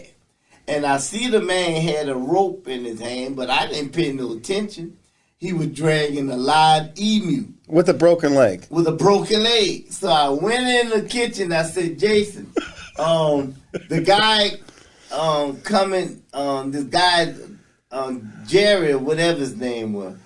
Anyhow, he's out at the back door. And he said, okay, good. So I went in my little toolbox. I pulled my big samurai knife out. I get a chance to use it, right? So I pulled my knife out, make sure it was sharp and stuff. And I hear this noise. And I go through the door from the kitchen to the hallway, was to the left. They fighting with the emu. He was alive. So he yelling, grab him, Seles, grab him. The emu. Grab him and do what? Listen, the emu got these powerful legs. One broke. So one he trying to stand on, the other one that's flapping. And every time he hit the tablecloth, everything on the table would fly on the floor. Table was flipped over. So Chef Jason threw the tablecloth over the emu head and kind of tackled him from the back. So now the emu laying on his side. The man got the rope. He got the rope with the emu, and the emu legs is kicking. So he telling me, grab the emu. The most strongest part on the emu was his legs. Legs, yeah. And I'm going to walk into a knockout punch, right? So then I never forget when I looked up, I saw the streetcar trolleys. They had stopped. Everybody was on one side of the trolley looking out the trolley because so you guys have windows in the restaurant, all windows, and you're in the dining room wrestling. All windows in the dining room wrestling with an emu, and look, word got out real fast. So the dining room was being flipped over, and so we got the emu. So Jason, I had my knife in my hand, but I was scared to go by the emu. Give me the knife. Give me the knife. I didn't know what he was talking about because he got that thick Australian accent. Yeah. Give me the knife, man. Give me the knife. So when I gave him the knife, he went to jugging the thing. He stabbed that emu. That tablecloth turned red as shit. Blood was shooting everywhere. So the emu, and his little last little kicks. You know, it's hard watching an animal die. Man, I always have a hard time watching it die. Yeah, it was sad. It was sad, but it wasn't that sad because his head was covered. Okay. You know, you couldn't see his little eyes and shit, right? So the man, he was still holding on to the head because of the beak. Right. If he would have done peck you, he would have messed you up. Yeah. So and then the emu, they waited. He sat on the emu till it. You know, like didn't move no more. It basically bled to death. Right. Yeah. So he said, he told the guy, damn, mate, I thought he was gonna be dead. You didn't tell me we had to kill him, right? You know, and he said, well, I told you he broke his leg. Wait. He said, but I thought when he broke his leg, you had killed him. You know? So I told you to bring him over. So is the trolley still watching? Look, man. Charles was backing up. Right, look, the Charles was gone, so you had one coming, stopped, and the other one stopped on the other track. So everybody was looking. And don't forget, Charles is nothing but 4 blocks apart. So all the Charlie was stopping, people were looking. Right? So the name of the I don't know if restaurant- this is good or bad publicity. Look, this shit was so Technically, you don't get fresher than that. You talk farm the table. You talk farm the table. The farm is at the table. Yeah. Look, the farm flipped over the table. Yeah. All of the tables in the restaurant was damaged, except a few deuces along the wall. And we had wine glasses broke, everything. It was a mess. Between that and blood, right? So now it's like, what we gonna do? So the man kind of hung around. I guess he felt bad. So he helped us pick the thing up, and we put him in the kettle. It wasn't no big kettle. I think it was a 35-gallon kettle. You can fit that bird in there? Huh? We put him in there. He would have Legs his and sticking out. stick- His legs started this So, way. hey, his head so this you're way. blanching the feathers off right now. Right. Right. We didn't know. I didn't know what the next move was. Right, yeah, All yeah. the thing I knew, my Cimarron Right now it's knife, dead, okay. My Cimarron knife was a part of the bird death, right? So Led to the bird's demise. So now we got the owner there, everything. Right. So I mean, this is a cooking show. Like, so okay. So we take the dead carcass, and then what? You just throw it in the pot, throw it in the pot, whole everything. You haven't gutted it or nothing. Well, we had to put it in, I guess, to keep the blood, the rest of the blood that was gonna come out, and whatever else. Oh, was so in the pot was empty. The pot was empty. Oh, okay, Right. okay. So I'm when thinking the this pot is a was water empty, pot. he Okay. said he filled it up though. Oh, and then he filled it up with water. Filled it up with water. Cut the kettle on.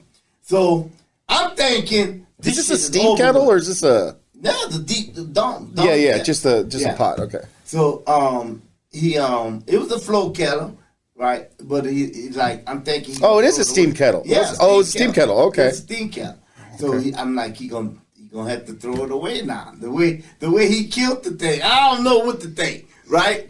I'm there thinking too many people in the public eyes saw this escapade in this restaurant. Right? Was this before cell phones? Huh? Yeah, this was before. Dude, he got lucky with that shit. Lucky. Oh my god, that shit would have went viral. He would be out of business. Yeah. Wow. The word was out. Chef Jason bringing in live emu. So anyhow, he cut the water on. He got it started. They call in the janitor crew and the staff, and they had to reset and clean it. We closed for lunch.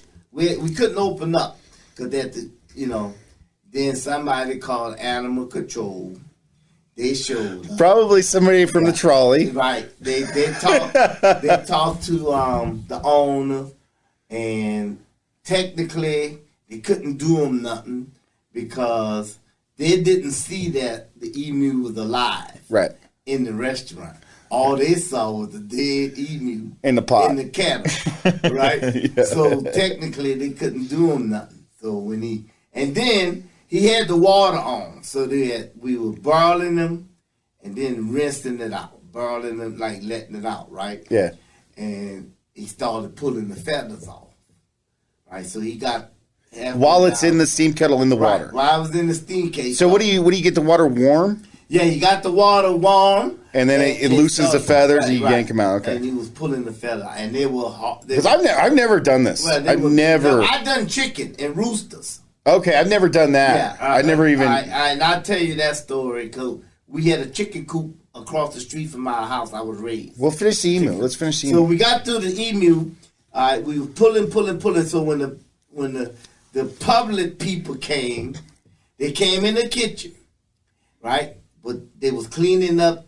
The blood in the front of the house was all cleaned up. And they took all of the tablecloth and they threw all of them away. And so they had drops of blood in the kitchen, right, on the floor. It was in the floor mat, right? So the people looked down and they touched the emu. They saw it was dead. And they saw some of the feather was off. And Chef Jason told them, the emu came there dead, and we was about to viscerate the emu. What does viscerate mean? Got him. Okay. Yeah.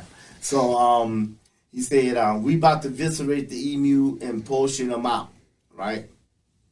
So the people ain't had no proof that it was the emu running around. Yeah, because no cell phones. So they said, like, no cell phone. So they said, well, okay, that's that's where the emu come from. But the man was still there. He said he bought the emu for me. I got an emu phone, right? Okay. And the farmer was there. Yeah, the farmer was still there. The man who delivered the emu. Alive. Yeah. A live emu with a broken leg. Who the fuck does that shit? That is seriously pissed off. Yeah. The emu, look, man. Look, this was the experience. Do you know how much that cost? I think he got a deal for the emu. I would imagine so. Right? He got a deal for the emu, and I think because he was taking it off of the farmer's hand. Right. By the emu had a broken leg. He got in a fight. I knew that happened. The emu got in a fight and got caught in something at the farm that caused him to break his leg. Right? So, but he was still alive. And that's when the farmer knew that we had emu on the menu. Okay. And Jason knew the farmer. I think the farmer was from Australia too. Okay. Right? And that's when he called in the offer. But we thought the emu was going to come viscerated and fly back. Of course you would. Yeah, but nobody brings live animals to a commercial kitchen. Dude, it took, wait a minute. Well, except for fish. I don't know why fish is okay. We opened up at 5. It was like 4:30. This happened in the morning now. But because we couldn't open for lunch. By 4:30, we were still cleaning up, and the emu was still in the pot. Right? So we still had to gut this thing. So we went through service, right? Emu still in the pot, some feather. Every time we slow in between rushes, he'll pull a few feathers, right? So after service, he viscerated the emu.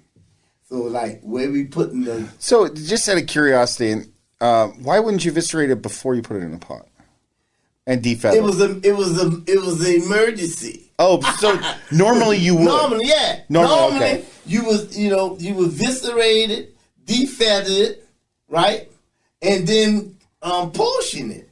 Right. Right. But this was the emergency. So you just wanted to get the right. In the pot. We didn't want the blood running all over the restaurant because man, you got health codes and all of this. Yeah. Shit. So we get them in a pot. We confine them to the pot, to the kettle, right? And we dealt with them later, but oh man, it was ugly. We had to take them out the kettle and eviscerate them. So we had to go get an 8-foot table, put a cloth, 2 cloths on it, put them back on the table, and eviscerate them.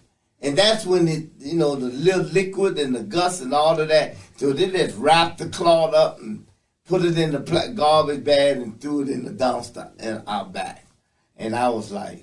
So when we got him down, he knew how to break him down. And I was just, we got all the guts out. He showed me some of the kidneys and all of that stuff. Is there any trick that you can tell people about breaking it down? Anything? I do know this much.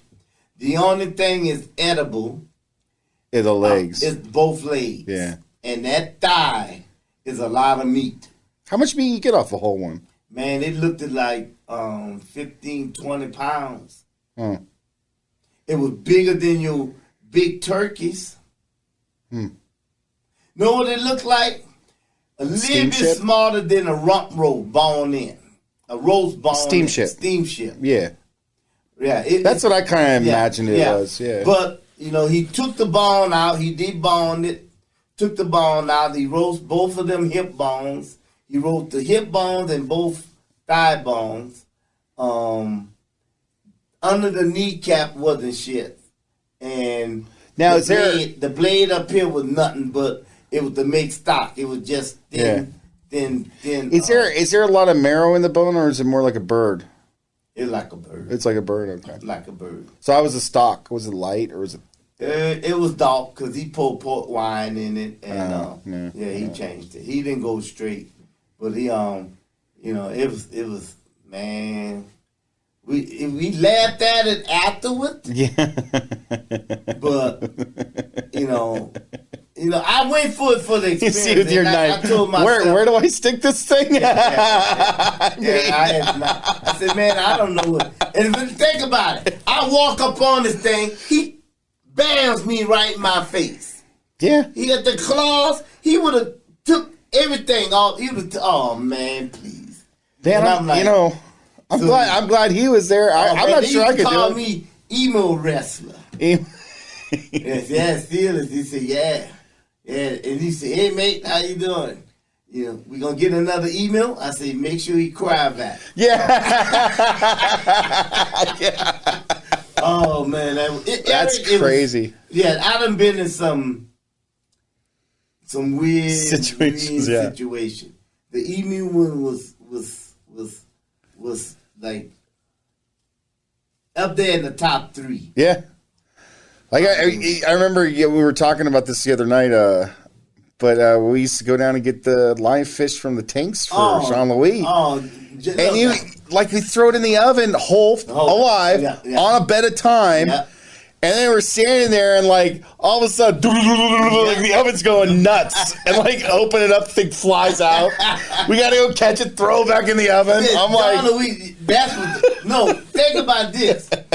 I never forget. I need some shrimp. Okay, remember they had them shrimps in the tank? Mask, yeah. Mask was the restaurant. Yeah. So we go in there, and I got a piff pane, and I got a 200 pane. So I said, John Louis, how many you want? I don't know, maybe 30, 40. And 30, 40? I got to go count the 40 with shrimp, right? So I go get the shrimp. I got the piff pan on top. I'm walking. Right? I'm coming for mass. I get in the kitchen. I remember Irish was next to me and Knucklehead Lee. Right? John Louis came and said, Lee was on Soups. Chris was your partner. Irish was your partner. Right. So I said, well, John Louis, what you want? I want him on the skewer, right? Yeah, I said. Alive, right? So I never forget, I had my little, how we had the little white tub with our knives in it, we put the towel in, we have our little bucket on our station. Okay. Remember? Man, kind of. Yeah, we had our bucket on the station with our knives and mise en place, our stuff on. Oh, yeah, you put the towel at the bottom of water on there. Yeah, right. Now you can't do that anymore. Right. I took that and I set it on the piff pane, right? Here comes stupid. Here comes what's her name? How she always wants to be nosy. What's this? Because I done left the kitchen. Oh, and she opened the top. Fucking shrimp went everywhere. They was in the dining room, right? So now we looking at shrimp. John Louis telling the busser, go get that shrimp. Yeah. Right? It's alive, man. That thing's still good. Yeah. So it was 54 and 56, them 2 tables right in the front. Shrimps was under the thing, right? I said, man, if them people get up and step on the shrimp and then look down and see if it's a shrimp and that word get out that they stepped on the shrimp, right? So escaping the kitchen, that'd be kind of a fun story. So I'm doing the skewer, so I got to ease my hand, grab the shrimp, and I'm like, John Louis, this how he wanted 4 shrimps on the skewer. He wanted me to stick it through the ass. Shrimp was still alive. On the skewer. And stick it to the back of the head. Now I was good at that because I was a fisherman. Right. In Louisiana, we fish with live shrimp, right? But catching them and holding on to them with a skewer, right? And then you got knucklehead keep, what you doing? You know what I mean? So I said, how many you need? John Louis said, maybe 12, 15. So it was 15 of 4s. So I'm trying to check how many shrimps I got. That's more than 40. I know. So I'll go, if I can put the whole pane in my reach-in and put something on top, like a Bammarina sauce or something, they'll be alive and they won't be all over the reach-in. She comes into my reach, and I'm over there cooking with John Weed the shrimp, right? She comes over there, open up the shit. I had shrimp all in the bottom of the reach. Pull the pan out. It wasn't a shrimp in the pan. You're on there. What the fuck? What the fuck? And I don't want to tell him the shrimp is in the reach, and that the chef, I had to go get some more. Well, hurry up, right? But the shrimp was in the reach in, because she done this. It was a hassle over there with her, all right? And I'm working. She walks behind me. It was already tight. I wonder what she's up to nowadays. Well, last I heard, Michelle Rashad took her in, and God bless his soul. I hope she didn't run him in the grave. Oh, okay. So she's still working well? I don't know. But I know Sam dumped her. That was years ago. Yeah, well, I'm just saying, it was the bad thing. It was the worst, one of the worst thing, and he only done it because his missus, that was her friend. She came down here with her. And Joanna. And which was strange. But you gotta, I'll tell you, man, just having John Louis' name on your resume gets you opening up so many doors. I don't have it on there. Me either. But I don't have it on. John Louis wrote. But Lee can get a job anywhere. John Louis wrote me. So can Skyler. He wrote me 2 letters in both of his cookbooks. He said, these for you. I said, I don't need one. I don't need but one, John Louis. He said, open it up. And when I get them out of storage, I'll let you read them. Sure. I lost the one he wrote me. It said, to my best friend from New Orleans, I enjoy cooking with you. You are flying high. Continue to fly high. And I hope to discover New Orleans with you. Nice. That was in one book. And the other book, he had something about to Seles. I love working with you.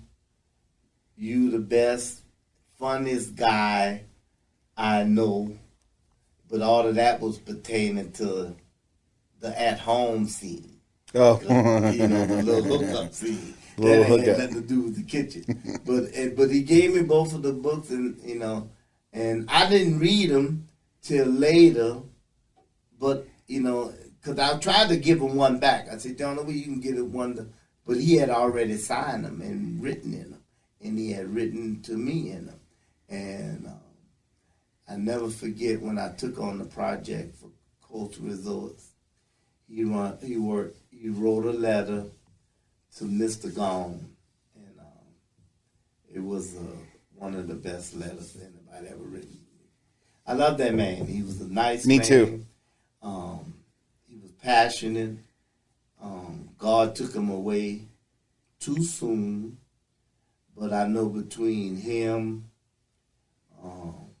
and a couple of other chefs like Hubert Keller, with the guy ran Tavern on the Green, the big black guy. Mm-hmm. Yeah, he ran Tavern on the Green in New York. God is eating well. That's how I look at it. Yeah. Anything he want. Yeah. Oh, that one. I know who you're talking about. They were giving him salmon in the hospital room. What was his name? What was that guy's name? The black guy that died. They were grilling salmon in his hospital room. I heard about that. That was what's his name? That's a good way to go. I know he was the chef of Tavern on the Green for like 20 years. He was the chef. On Tavern. My old roommate used to work there. Yeah. I've been there. Nice place. It was a factory. Yeah, it was a. It's all factories. It was a Las Vegas factory. Yeah. It was a factory. Yeah. You know what I mean? That's what I'm telling you. Like 3 kitchens in one. Yeah. I got really good at the efficiency of making factories. I fucking can't stand them anymore. I don't want to run them. I don't want to. I might own them. If I ever get a lot of money, I would invest in something like that. Mm-hmm. But I don't want to run it. I don't like it. I don't like the way it's ran. I understand it. I understand the business, but you're exploiting cooks. It's an exploitation of cooks. Well, and you know what? You got a good point there, because what you got right here is an excellent venue to let the cooks who are serious about cooking, and passionate about cooking, express their feelings. Yes. All right? And nobody done that. And out of all the chefs I worked for, and believe it or not, Eric, the 2 qualified chefs that I ever worked for was Kevin Graham. He was the executive chef of the Savoy for over 12 years. Who was the executive chef at Bellagio? Grant McPherson. Oh, okay. He wasn't impressed. And John Louis. So, and those would be the only names, if I was forced to say, that taught me what I know today. All right? I learned no food costs from Kevin, because it was the Orient Express property. It was the Windsor Court grill room. We had no food costs. The concept and the philosophy of the hotel was give the customer whatever they want. And you give it to them. All right? And that was amazing. When the word got out, the whole CIA was breaking their neck to get down there to work there, because they was working with rare items, fresh items. It was ridiculous. The people was trying to, you miss work, somebody got an application, he can call and fill you in if he didn't like you. And let me tell you, the people that worked there, we used to bang it out. Menu changed every 3 months. And this is how you used to change the menu. All right, you walk up in front of the line. We have his handwritten version. He said, I want that fish on that sauce. Put that side dish on that. That's like, and you got your little flip tablet, right? And you waiting on your section to be called. And I never forget, I worked the grill. And I had a seafood sampler, right? Which was 2 ounces of fish. It was either swordfish, halibut, mahi, right? With the condiment under it, the item under it, or the veg under it, and the 3 different sauce. Right? So I had a tray. I have 6 pans of the fish. I had the 3 fishes, right? And that came from the butcher. So when he done the fish on the saute station, then 2 of them fishes would be on the sampler. Then they would add a fish to the sampler. All right? So the sampler was... This is a hot sampler? Yeah, man. Oh, okay. Yeah, I had the grill, right? I had 2 burners. I had a flat top. And on one of the burners, I had a little French grill. You know that little French grill sits on the burner? Little French grill. They call it a French grill. That was in France. They didn't use grills. They used the French grill. Oh, that little. Do you see them? I bought one in the store. I didn't know they were called French. Yeah, that was called French grill because they set on one burner, and you never turn the bitch off, and you go and you make your grill marks. Yeah, right. Yeah. We used to do that at a catering company. Right. Yeah. So that's called a French grill. It sits on the burner. Now, then anything sauteed went on the flat top, right? Was it a French flat top or a French flat top? Okay. Yeah. I love those things. Which you have to know how to work.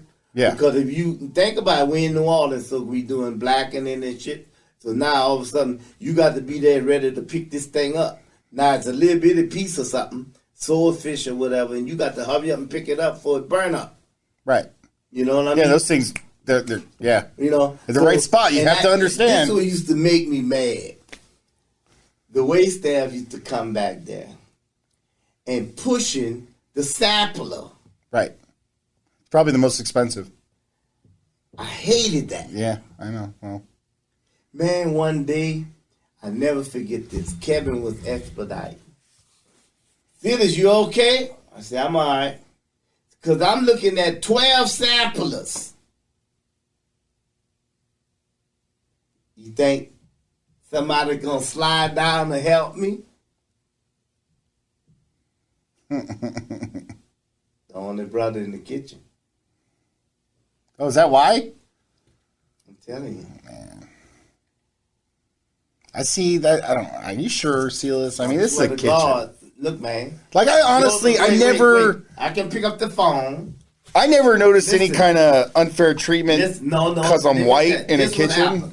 This would happen. You got to keep this in mind. When I went to the CIA, right, it was people. Have I told you my CIA jokes? Yeah, well, okay, I get them. But when I went to the CIA, it was everybody trying to fish where they going to go on extern and then go work. But everybody keeping the secret. So me being from New Orleans, everybody, so where you going for extern? I don't know. I got to find a place. Right? So John Besh, you know John Besh, right? Yeah. John Besh stayed in the dorm with me the next dorm over. So he said, hey, home, where you going to extern? Where you going to extern? I said, I don't know. I got to find somewhere. I said, I used to work at the Marriott. I might go back to the Marriott like that. And he said, I said, where you going? He said, I don't know. He going to the Windsor Court. Right? So he leaves 3 weeks before me.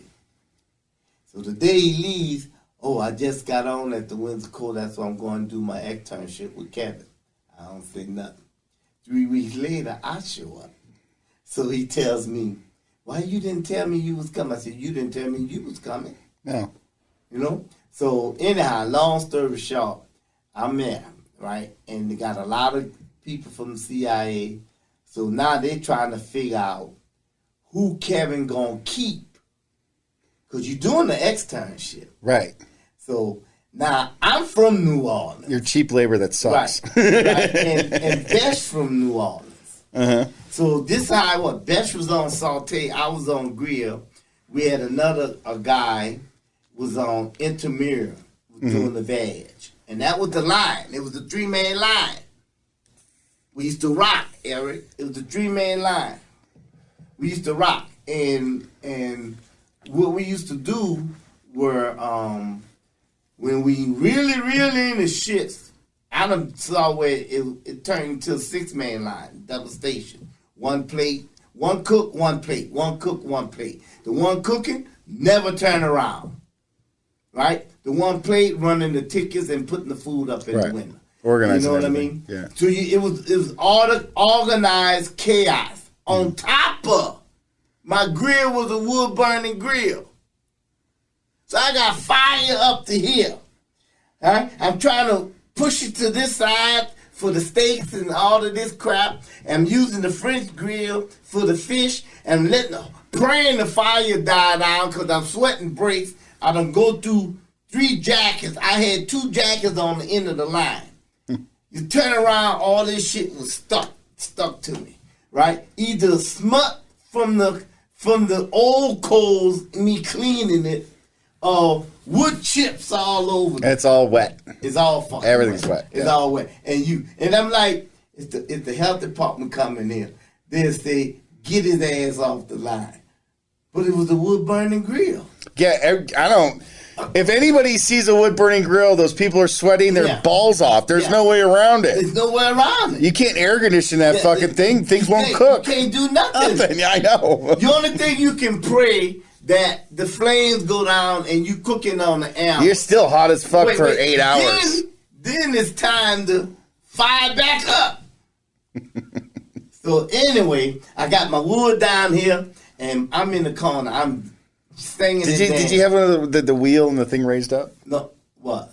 The grills? I done that at the bar and grill. That wasn't one of those grills? Because those are actually, that's pretty handy. To bring the whole grill up. It raised up, but we didn't have no wheel, that fancy wheel. Mm-hmm. We had a thing you pull, right? You pull it and it lift up. You put the wood in. Yeah. You have to clean it out. Add a little brush in the tray. You clean it out.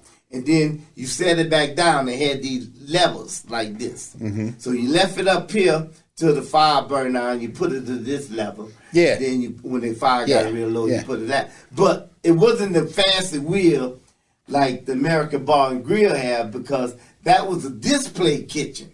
They had to go in there and fix it nice and neat. I actually worked that grill. Yeah, I worked that grill too. Did you really? Remember I swapped with Matt? No. Remember I told you when I went to John Louis hired me, I got hired at... no, I'm talking about a different grill. Sorry. Wasn't at that grill. Not at the American Rio. Bar and Grill. No. I'm thinking of the... it's right next to John George's place in Mandalay Bay. It's that was a wood burning grill? Yeah, I can't remember what the name of it. I thought it was Now I'm gonna tell you the best one I ever saw. It was like that. It's a restaurant in Metairie, Louisiana, a long time ago.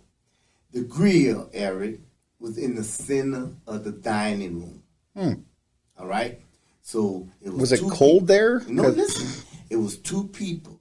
You was in a box glass. Oh, okay. They had ventilation. You could see smoke that's constantly going up over their head, right? So they got the grill, and they had a little slot, right?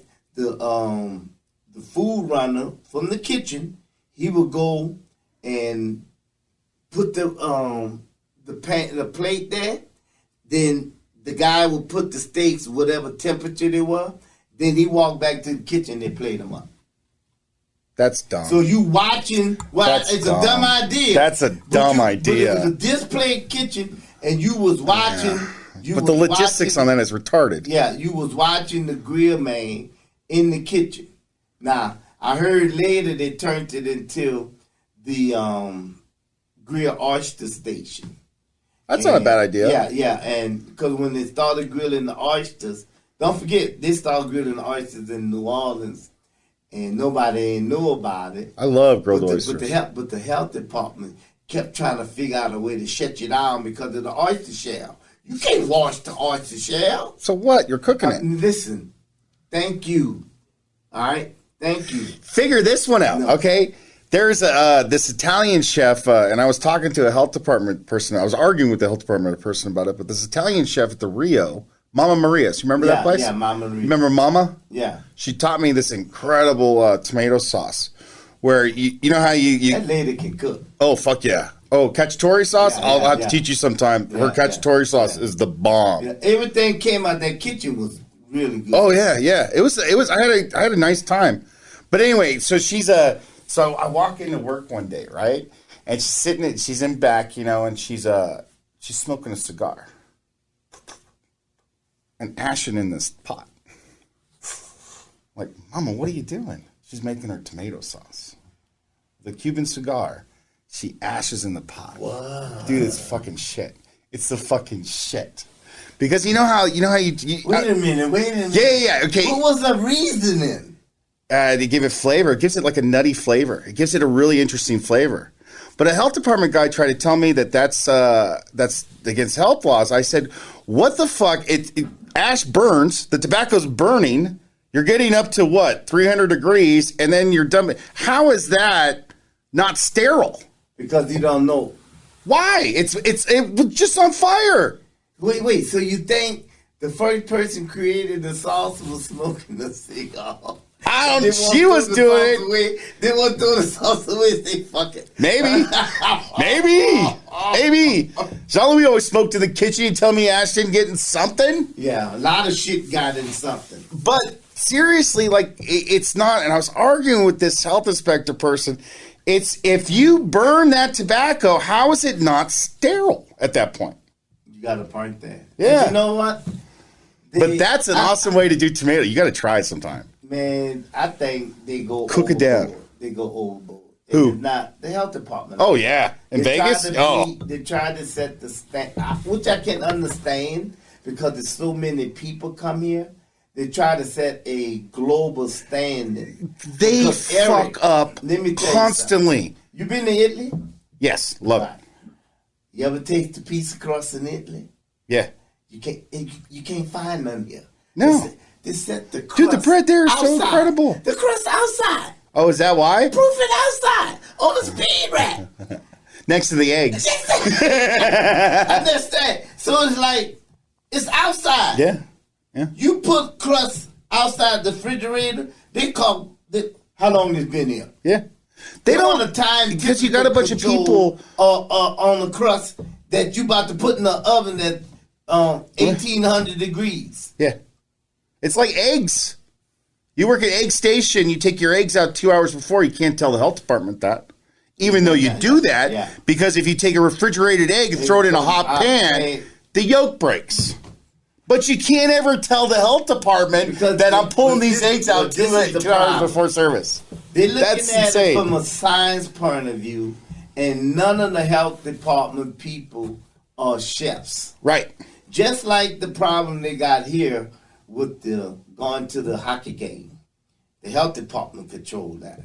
Right? The governor say one thing, the health department says, or the governor says, okay, so many people can go to the big arena. Health department say no.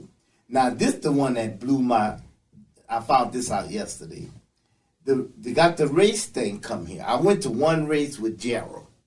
Oh, right? The NASCAR. NASCAR. It's big. Yeah. I went to, Gerald used to beg me, come on, man, you ought to come. I said, all right, I'm going to go. I went one time, and I'm kind of thrown off it because the one that I went to, it wasn't NASCAR. It was the Indy, the Liberty car.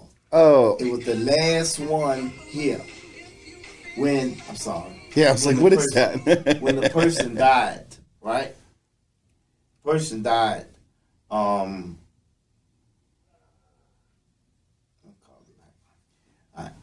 When the person died, the car flipped up in the air, and they had the helicopter. This driver, he was leading whatever the thing, and I was 13 laps. Then boom, and the lady driver, the fancy lady driver that used to date Danica Kirkpatrick. Right. So I saw all of them. We had good seats, and Gerald finally talked me, and we had a little picnic outside, and he was into that. His buddy came in from... So you went to IndyCar.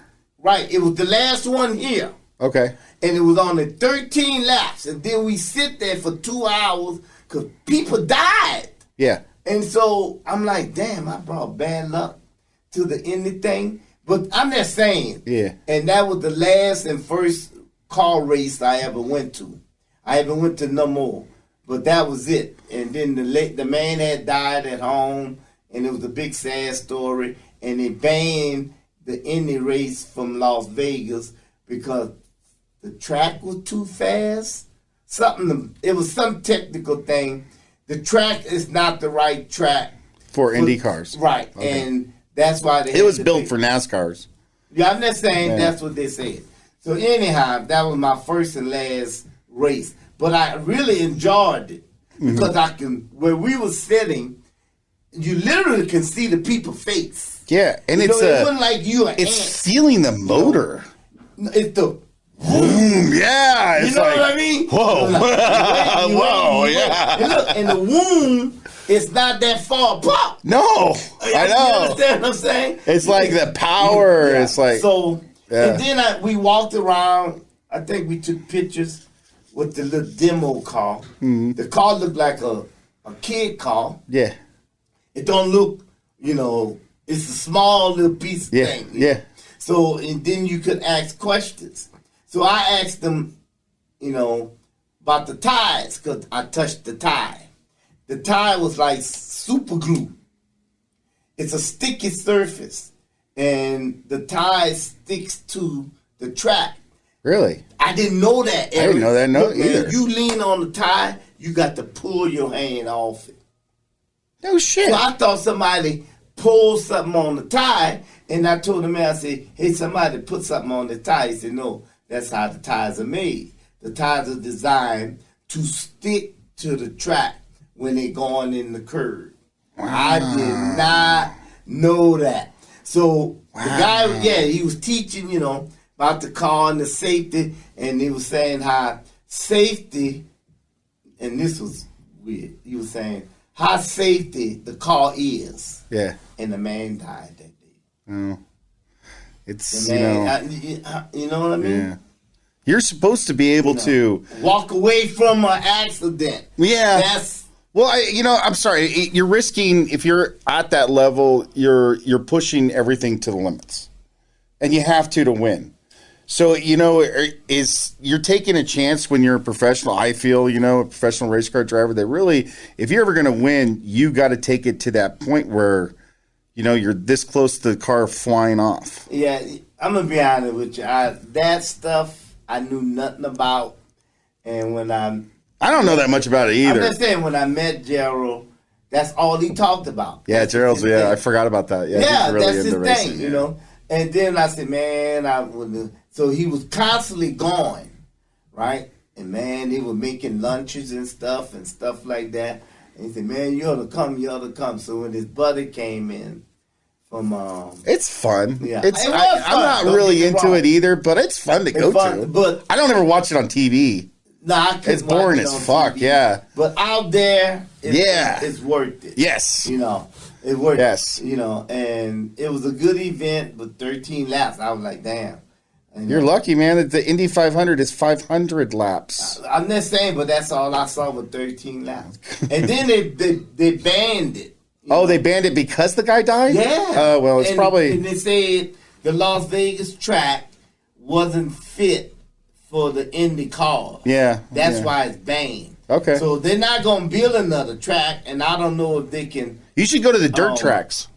They're fun, too. This is the one I wanted to go to. I think they're more fun than the Indy. The drag race one.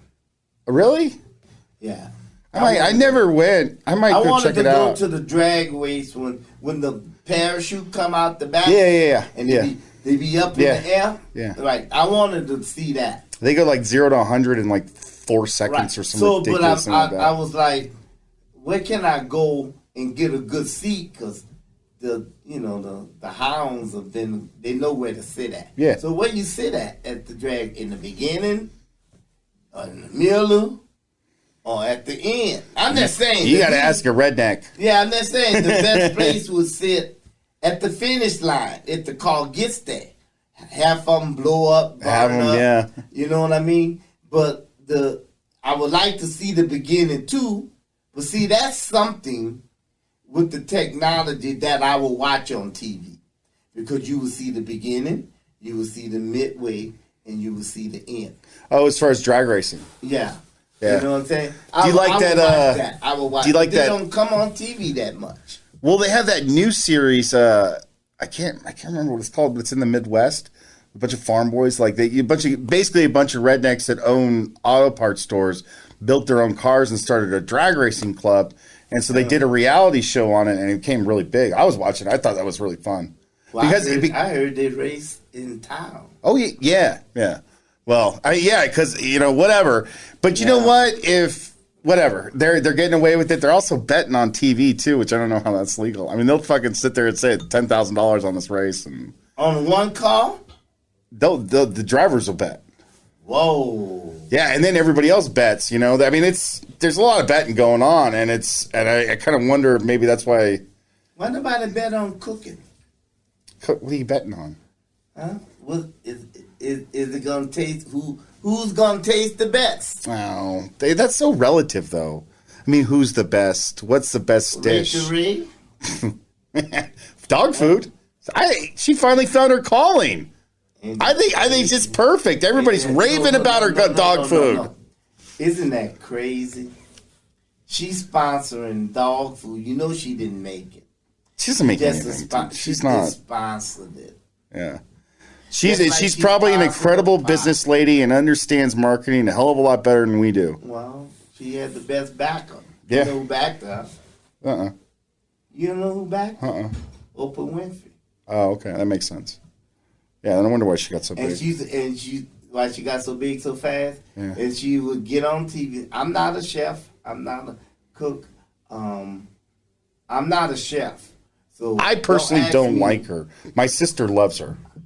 Dang. I think she has the dumbest ideas I've ever heard in the She's food selling industry. And if you want a pink pot, a yellow pot, a mauve, a turquoise pot with the knife, the match, and the I'm grater and all of that. All I know is when her face went on the Wheat Thins box, I stopped buying them. Yeah. And now I'm buying them again. It's bad. Yeah, I don't. Yeah, she's never was anything. She's like you said, she's a marketing person. But I tell you this. But hey, you know what? Kudos to her. I think she's doing great making dog food. Yeah, well, she makes $35 million a year. Good for her. Yeah. Now the dog food thing, it ain't been proven yet. It just started. All right, she got the mass commercials advertising the dog food. The only good thing about that, if you bought her pots and you believe in her kitchen, which I didn't. Well, think about the average household lady. You believe in her kitchenwares and stuff, and you bought her utensils and stuff. You're gonna buy her dog food. Yeah, I'd buy her dog food now. Food, you buy a cook. I'd buy her dog food now. All right, now, can I say something? I'm not an expert. That's the only thing I would buy from her is dog food. But I'm gonna say this, Eric. I'm gonna say this. When I was young, my uncle and them had the hunting club, right? Who you think? And all of the dogs was kept at one of my uncle's house because he had the biggest yard. And in the back of his yard, he had all these dog pens. You walk outside all year, woo, woo, woo, woo. And every dog had the same name, Jip, right? Jip, stupid names, right? And every time I went over there to help my uncle, right, there would be new puppies born, right? So this dog would have 6. So they constantly growing. So they had deer dogs, rabbit dogs, coon dogs. Okay, he was a dog trainer. Right. No, he kept the dogs for the hunting club. Oh, okay. He was a kennel. Yeah. Okay. But I clean up after the damn dogs. That's why, I'm dogged out. You see where I'm going with that? So it was so bad, we had this makeshift hose we hooked to the fire hydrant to hold down the shit. That's cool. I'm just saying, and that's in New Orleans. So now it's long time ago, when I was a kid, I got to hold the puppies. They got to push the worm peel in it. It wasn't this fancy shit when you go to the vet today. The vet go, ooh, ooh, ooh, ooh, and your dog got all his medicine, right? I had to hold the dog. They had to give the shots. You had to get the bottle, the medicine. You had syringe, the big metal syringe. You had to worm and shot all of your dogs yourself. So every time you went over there, it looked like every week 6 or 8 dog puppies being born. All right, so you got to wait another 2 weeks. Now you got to go worm them, right? They didn't have dog collars named. They were just in that kettle. Right.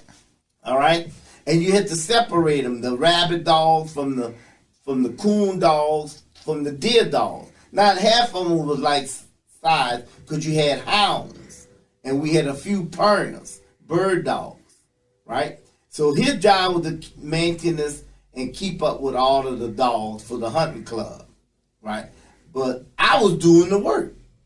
And man, I'll never forget, the phone rang, my grandma said, Seles, Uncle Elmer's called, right? And I started crying.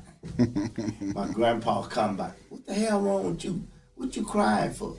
And I said, Grandpa, I'm tired of going cleaning up dog poop. I said, I don't hunt. And I got to go by Uncle Elmer's and clean up dog poo and all them dogs. I'm tired, right, like that. And he said, that's where you been going? And I said, yeah, every Saturday. I play Little League football.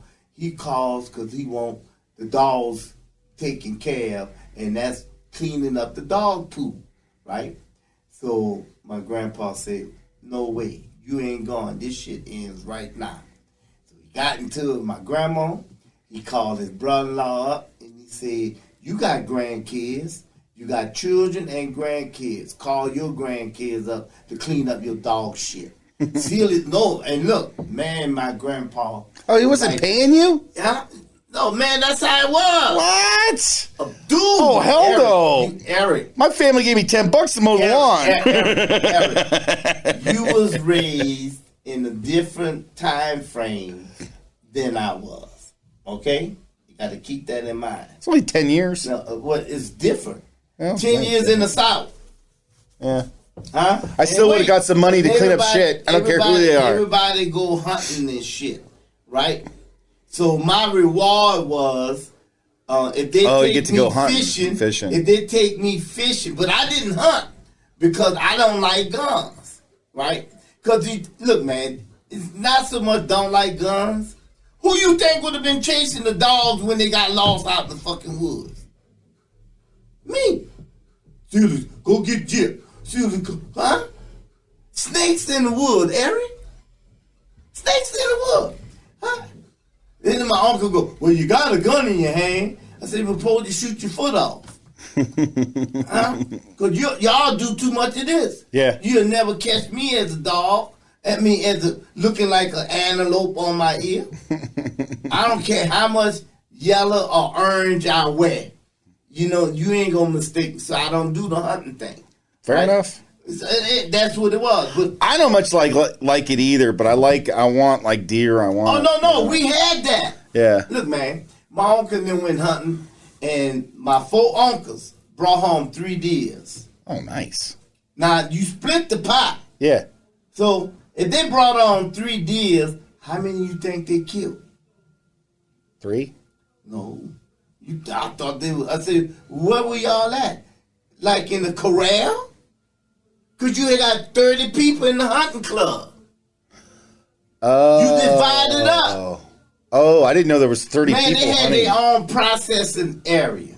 Good for them. But my uncle, he was the dog man. He kept the dogs up. Oh, so everybody was in this big hunting club. Oh, so, okay.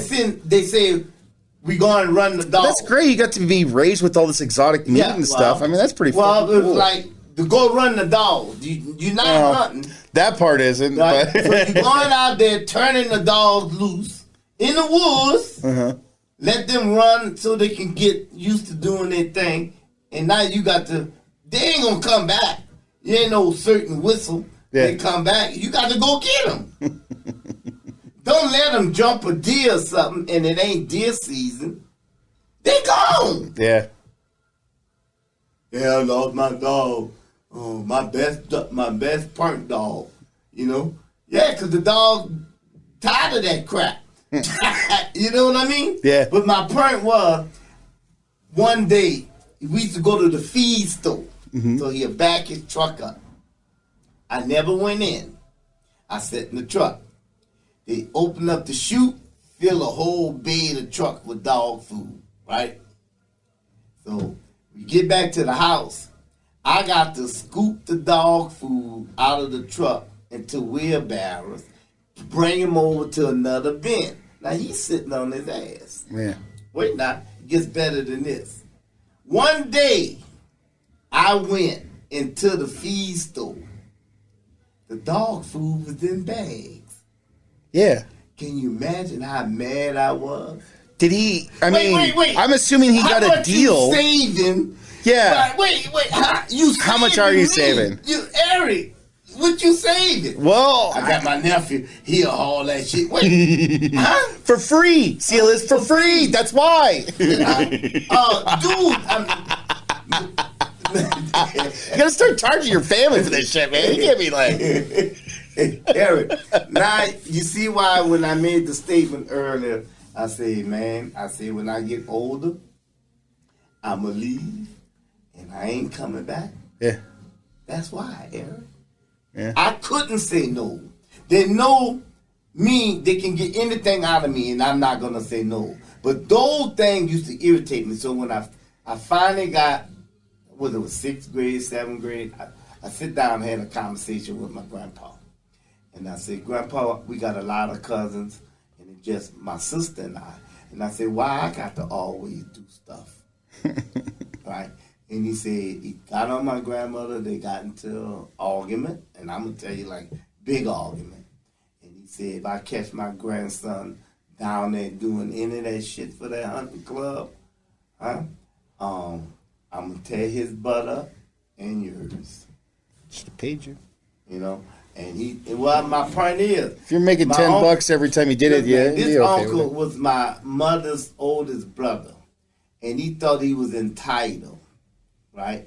You know, he thought he was entitled, and I think family's entitled. I think you're entitled to take advantage of your family.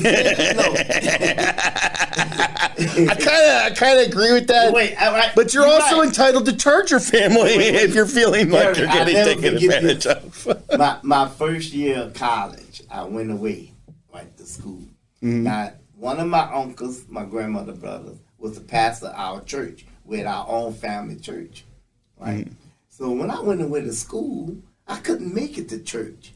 I was 110 miles away. I couldn't make it to church every Sunday. I played in the band. I had to do homework. And on weekend, we might have been in Texas or Tennessee, Arkansas, playing another school, right? So I would call home, and he would be by my grandma's house. And then he would say, why you miss church? Like that. Nah. I'm not a kid no more. Right. I'm mature. And my nerves is a little bit sharp now because I ain't got time for this foolishness, right? So I said, well, I'm in school. That's what I said. I'm in school. Now you take it for how you want because you know what school is. I'm in school. That don't stop you from going to church. Well, I can't be in two places at one time. That's my answer, right? So the next time I called, he used to call. I was by my grandma's house. I came to see her. He called to talk to her. So I picked up the phone. I said, hello. He says, who is this? And he caught me at the wrong effing time. I said, I knew who it was. I said, I know goddamn well. You know that ain't the proper way to call someone. Is who you want to speak to, who you calling to. Oh, I was going off, right? So my grandma is walking up to get the phone. I thought you were going to say something polite. No. Like there was a polite way to answer, like we're talking restaurants. No. Hello, how are you doing? No. Eric, all of my childhood clicked in. All of them scooping with the holes, smelling with dog. And I never got it because I go by my sister. Get away from me. You smell like dog. Because she knew what I was doing. Right. You know what I mean? So it's like all that shit that's clicked in on that one, I went clean off. So my grandma said, who in the hell are you talking to? I said, your brother. And I gave her the phone. Right? So he told my grandma, yeah, since he done got all educated and stuff, he don't know how to talk to him. And she said, look, Ambrose, you call here. And when I pick up the phone, you ask me, who am I? That ain't the way to call. You calling, who house you calling? Yeah. You know, you can't pull that crap off today, right? Long time ago, it was always, and that was his thing. Because as a kid, he'd come by, who am I? He wants you to know who he is. Now, you standing up there singing the song, your Uncle Ambrose. You know what I mean? You singing the song, who he is. Who am I? And he asking you over and over. And you going, saying his name over and over. I got tired of it. Now, I'm a freshman in school, 18 years old, grown man. College. Yeah, college. Oh, okay. And he calling with that shit. You know what I mean? Yeah. I said, at one point, you should learn how to make a phone call or stop making them. He's not. You can't teach him. He was old. He was gonna change. But I had a chance to say that. I had that chance. Look, I never disrespected him after that. But I had. But after that, he used to call me, yeah, you Mr. College boy, know everything. I said, and know what I used to say? I just know how to call somebody on the phone. You call and you ask who You know how to clean out kennels, too. Man, they use me up, boo. Yeah. I ain't gonna lie, Aaron. They use my ass up. Yeah. Now, I got to tell you this one story. Grandpa was a longshoreman in New Orleans, right? Worked on the riverfront. He was number 4 in charge, right? In charge, what do you mean? The sermon as Right. as a minister? And stuff, yeah, and all that shit. Other employees. Oh, So, for where? Yeah. For what are you talking New about? Orleans. No. The longshoremen. The longshoremen was a group of men who worked on the riverfront. Oh, okay. Right? So you had certain jobs like when the coffee bean was coming, the sack would bust. So you can hire people, because a lot of my uncles, and when we was in school, you can be a sack sewer, right? They put you on the barge, right? And the sack that busts, You just sew sew it up. them back up. And the coffee beans. It could be coffee bean, grain, all that stuff, right? So mostly coffee. And they call it with shoreman? Longshoreman. Longshoreman. Yeah, Long. Because Okay. the longshoreman is the man who done the shipping. Is it Sherman or Shoreman? Sherman? Sherman. Yeah. So that's, and you know what? That's a local term. But you worked on the riverfront. Okay. When the ships came in, you unloaded the ships. You unloaded the ships into the warehouses on the riverfront. They don't From the do barges, that no more. right? Huh? From the barges. From the barges and the ships. But they don't do that no more because everything is containers. Yeah. So back then it was the crane picking shit up with the sacks on top Yeah. of the And they had like a wedding thing. It was like that, and as they move and shit would be, So when the sack's it, then you go sew the sack up. All right, that's the whole thing. But long story short, they call it a turtle. I don't know how, because they always fish. It might take 3 hours for the ship to dock, right?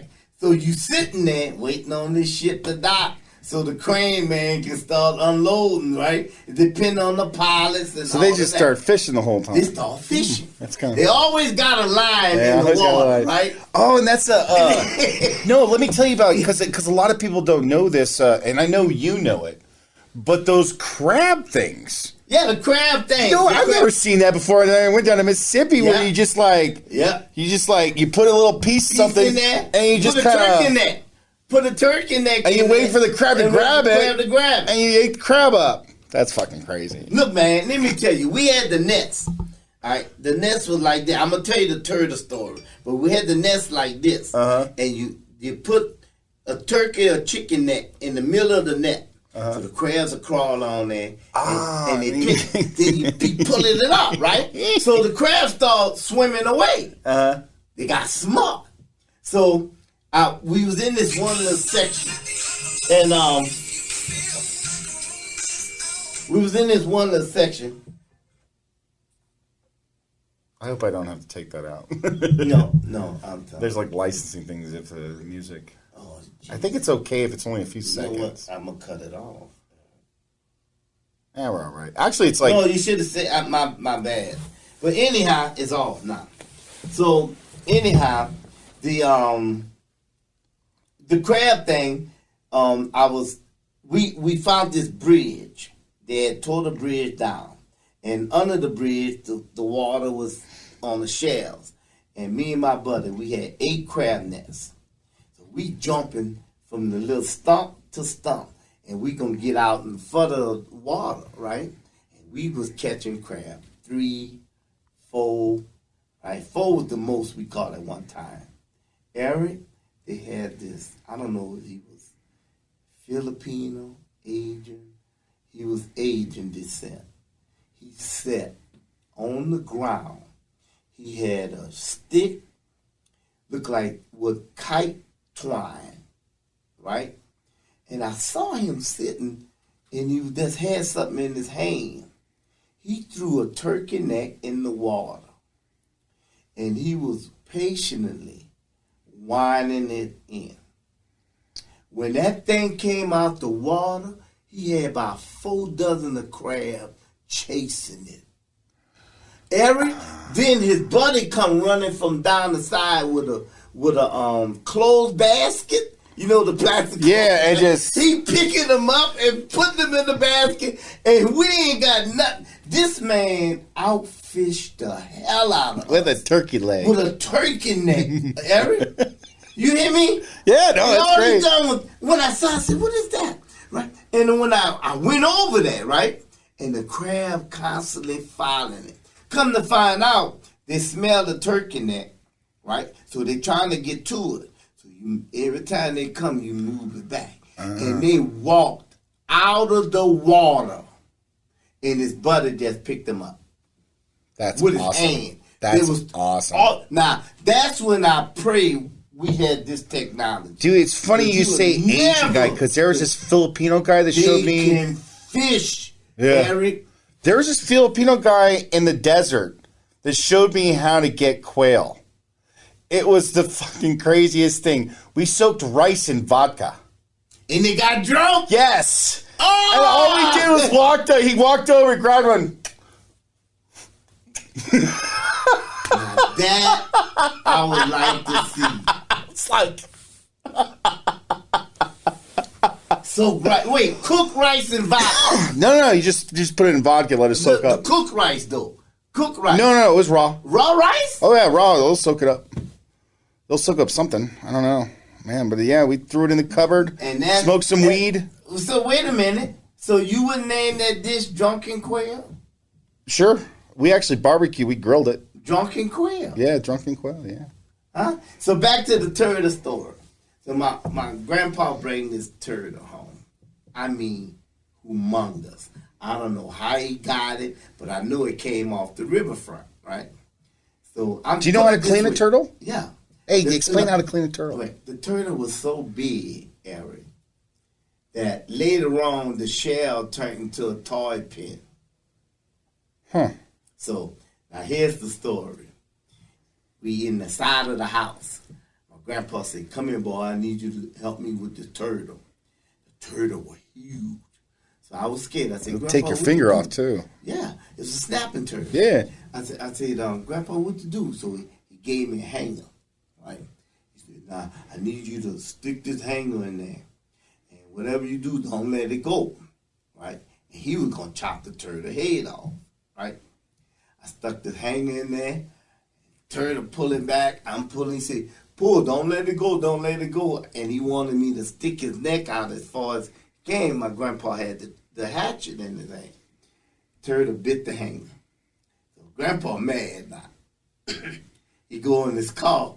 He get the jack handle thing. You know the one handle thing that you take the bolts off for your car. Yeah. Put it in the jack. Oh yeah. And then you jack up the car. Yeah. He said, "See if he bite this shit," right? So I had it back in. I stuck it in there. He bit on it. I pulled it. Grandpa, wow, right? Knock his head off. So when knock his head off, the head was still on the thing, right? So my grandpa said, "Set it on the side," right? And I got it, and I'm trying to escape my sister and all this old shit, right? Yeah. You know, but his feet, he still was digging in the dirt, right? So my grandpa said, "Okay, we got to flip him over. I need you to help me flip him over." He was big. So I said, "But Grandpa, his claws," he said, "Isn't that his head right there? What can he do? His head right there." Right? So he kind of slowed down on digging in the dirt. So we flipped him over, right? So my grandpa went and got the knife. He cut around both sides. So you cut at the bottom of the shell? Right. Now, he didn't do that then. He cut both sides with a fletch was. He was like sliding the knife to the shell. You got a spine bone in the back of the shell. You got to take them off of that, right? So we have this pit in the backyard that we barbecue and stuff like that. So my grandma, she throwing wood in the pit, right? So they lit the pit. I watch, and the boy, my grandma made turtle soup, cooked the fucking turtle in this shell. Oh, that's awesome. I was just thinking of that. I wonder if you can cook it in the shell. In the shell, Eric. That's awesome. In the shell. So my grandpa cut this part off, right? Then they cut all the meat off the back of the shell. They cut it, diced it up, put it back in there, and cooked that turtle in the shell. That's awesome. And we had, look, I make the best turtle soup there is. I bet you do.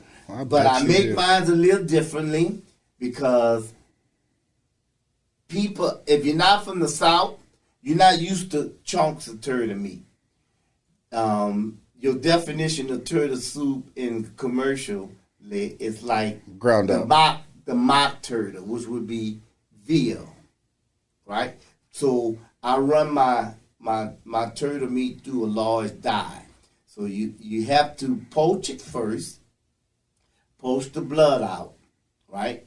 Can you soak it in milk? No, that shit don't work. That's bullshit. I explained that to you. You poach the blood out, right? Then you let it cool. You run it through the dye, right? I seed oranges, lemons, run that through the dye too, right? And when you say dye, you're talking about the large grinder dye. You know, have the ground meat dye. Yeah. Okay. Right, the large one. Okay. Right? Yep. You run it through the large, so you grind it up, right? So now you start your cooking process with your mirepoix, your sherry.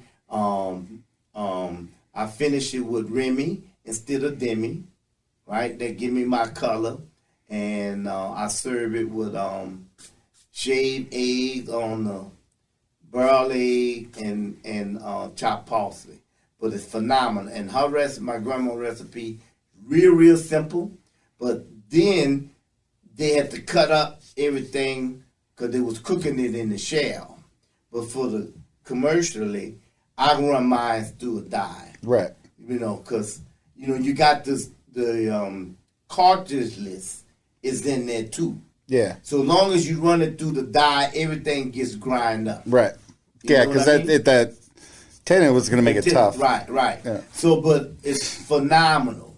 So now, when I was at the last restaurant over there, the Orleans, I was buying it. I had a source out of Lafayette that was giving me 40 pounds. And when I made turtle soup, I made almost 25 gallons from 40 pounds to 50 pounds of turtle meat. And I made one big batch. I chilled it down, pulled it out in 5 gallon buckets, and I will go so 5 of those. Yeah. Right, I will go through that. That's how, and that was my recipe based on what I was order. I would blanch it in a tilt skillet, run that water off, go down to the butcher shop, run it through the meat grinder, bring it back up, have my mirepoix. All that, I done it in one day when the turtle meat came in. I done it all in one day. Now, it was New Year's Eve one day, and I ordered 12 hog heads, right? So, I got everything. I'm making pork galantine. Say that again? Pork galantine, right? What is hog head cheese? But I gave it a fancy name. Okay, I was going to say, is that hog's head? Poke terrine, which is hog head cheese, right? Yeah. So I got the hog head, but I got everything. Now, this is for New Year's Eve menu, right? The hog head comes on the back dock. Some knucklehead opens up my order. See the hog head, start yelling and screaming, and sends it back. So the truck driver calls the company up. It's out of California. And the company called me up, said, why you refuse to order? I said, I'm waiting on the order. I got him fired. Fuck yeah. All right. Without checking with the chef first. Yeah, What the hell are you doing? You know, and I got mad. I went straight to the owner. I said, man, I can't put up with this. I said, you want to do the specialty thing? I said, I'm not here to piss away your money. I said, if I get an order in, I want the order delivered.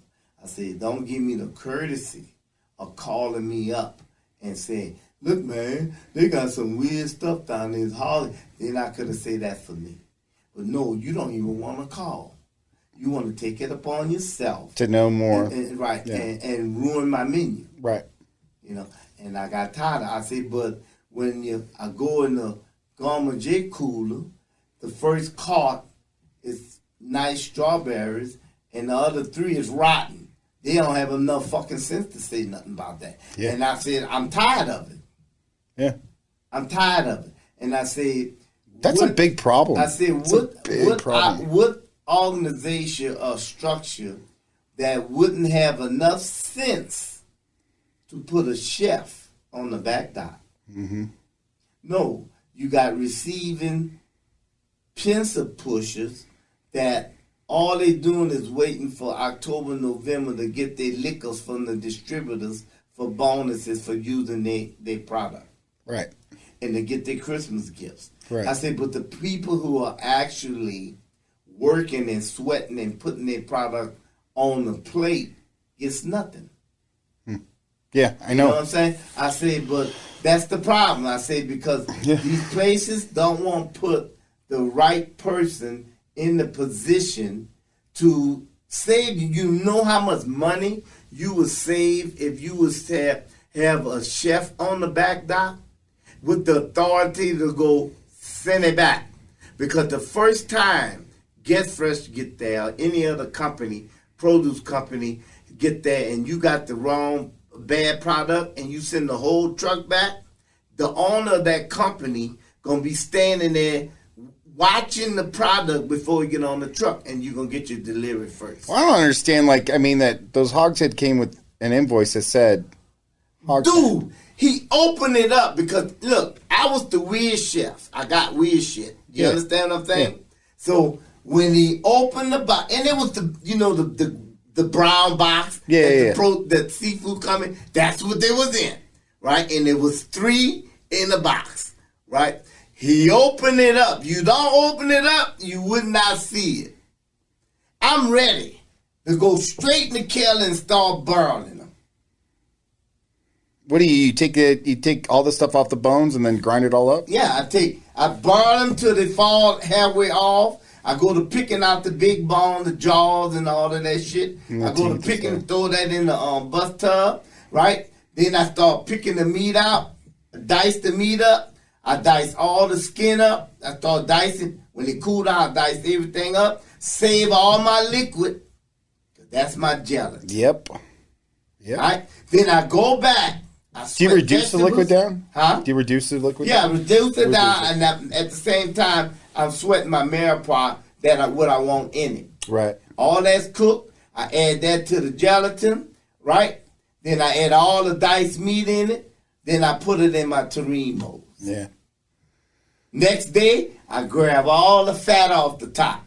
That went in another tub because I'm going back and cook my gumbo with the pork fat. Ooh, that's a good idea. You make your I didn't look, man. You make your roux with that? Yeah, I make my roux. Nice. Oh, fuck yeah. Half bacon, half duck. Oh.